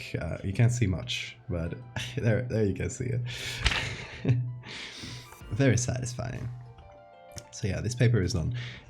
What I'll probably do, on the other side of the paper, is I'll mark down some more commissions pretty soon. Both a couple people that had already contacted me for them, that I kind of had waiting, and the SCP 7000 contest will be soon. And if it is anything like last year and SCP 6000, I already got a couple people interested in commissions, 2 maybe 3. We'll see. Like for now, it's still a bit tentative, but yeah, I got a few people interested in commissions, so that'll probably be quite a bit to do during this month, because the submissions I think are at the end of the month. So we'll see. We'll probably get a few commissions there. Hopefully, like last year, we get my picture in the winner. Last year I got the picture from the pictures I did. One ended up being the winner and one ended up being the runner-up. So hopefully this year is the same. We will see. Yeah, the planners really help with procrastination. To me, since I'm working on my own right now, I'm not working for anybody. I gotta like keep track of my own tasks and kind of keep myself accountable. So having things planned like streams really helps, because you can say like, okay, I got all this art to do. I can do this one in this stream, this one in this stream. The days where I don't have streams, because it's gonna be a bit more tied down in time, I can do all the things I can't do on stream. So yeah, it really helps set a schedule and kind of keep yourself accountable and keep yourself doing stuff, because at the end of the day, what I do is in a way a small business, where I'm doing commissions, I'm doing Patreon, I'm getting a little bit from Twitch as well, juggling a bunch of different balls at the same time. You're trying to put art out there, but also do all the stuff around it. Yesterday I spent pretty much all day making and sending postcards to the Patreons. So I had, you gotta go pick them up. You gotta like send little personal notes to all the patrons that joined that month. Make sure all of them are gonna get to the correct place, like all that kind of stuff. It takes quite a bit of time. So all these little things that I don't show you guys on stream, that's that ends up, taking a big chunk of my time. So it's good to plan ahead, to keep yourself like always on top of the task you got in the future. I've been learning, been doing it on my own, so lots to learn. Also, for those that missed it, let me show you guys real quick the tier list we made yesterday. That was fun. I'm gonna share it on Twitter because I don't remember where I put it in my desktop. Oh, Trevor did another one, by the way. But yeah, I did a danger tier list. It was very fun. It goes from 100% friend with things like Mock, of course, Terry the Meat Planet, the Chorb, Chicken Orb, scary pride flags. The goes for friendly but mischievous, which is me, Googliel, dangerous but can be befriended, inscrutable, unreadable. We got approach with caution. There's things that are not gonna be super dangerous, but like you gotta be careful. Fuck around and find out. Like, don't be dumb or you'll be in danger. Then run, and then finally lie down and cry, which is for the things where you really can't do anything. You can't run from it. Like the fractal, it'll get you eventually. You will be fractalized, so there's nothing you can do. And then there's the final extra tier, which is this one's dead boss.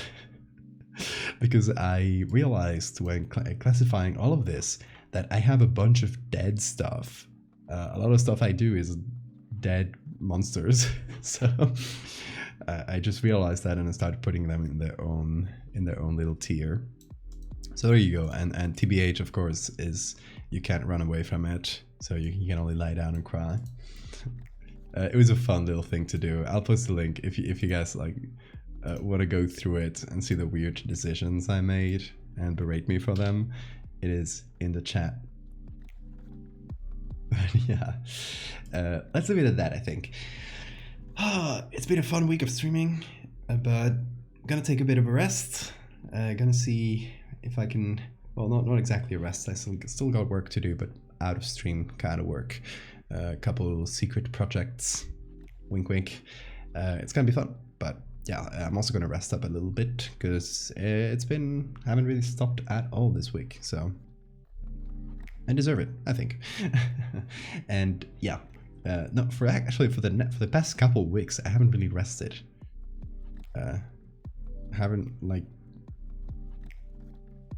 Yeah, it's been very little rests. The days that I haven't been streaming, I've still been working on other stuff. So at the end of the day, yeah, not much rest. But yeah, guys, you guys have a great time zone. I will see you on Monday around 6 p.m. Eastern time. I'm gonna say more or less. We'll have a better schedule starting next week, but like more set schedule in the hours. But yeah, I'll see you on Monday, Wednesday, and Friday next week as usual. Until then, folks, take a lot of care. I will see you soon.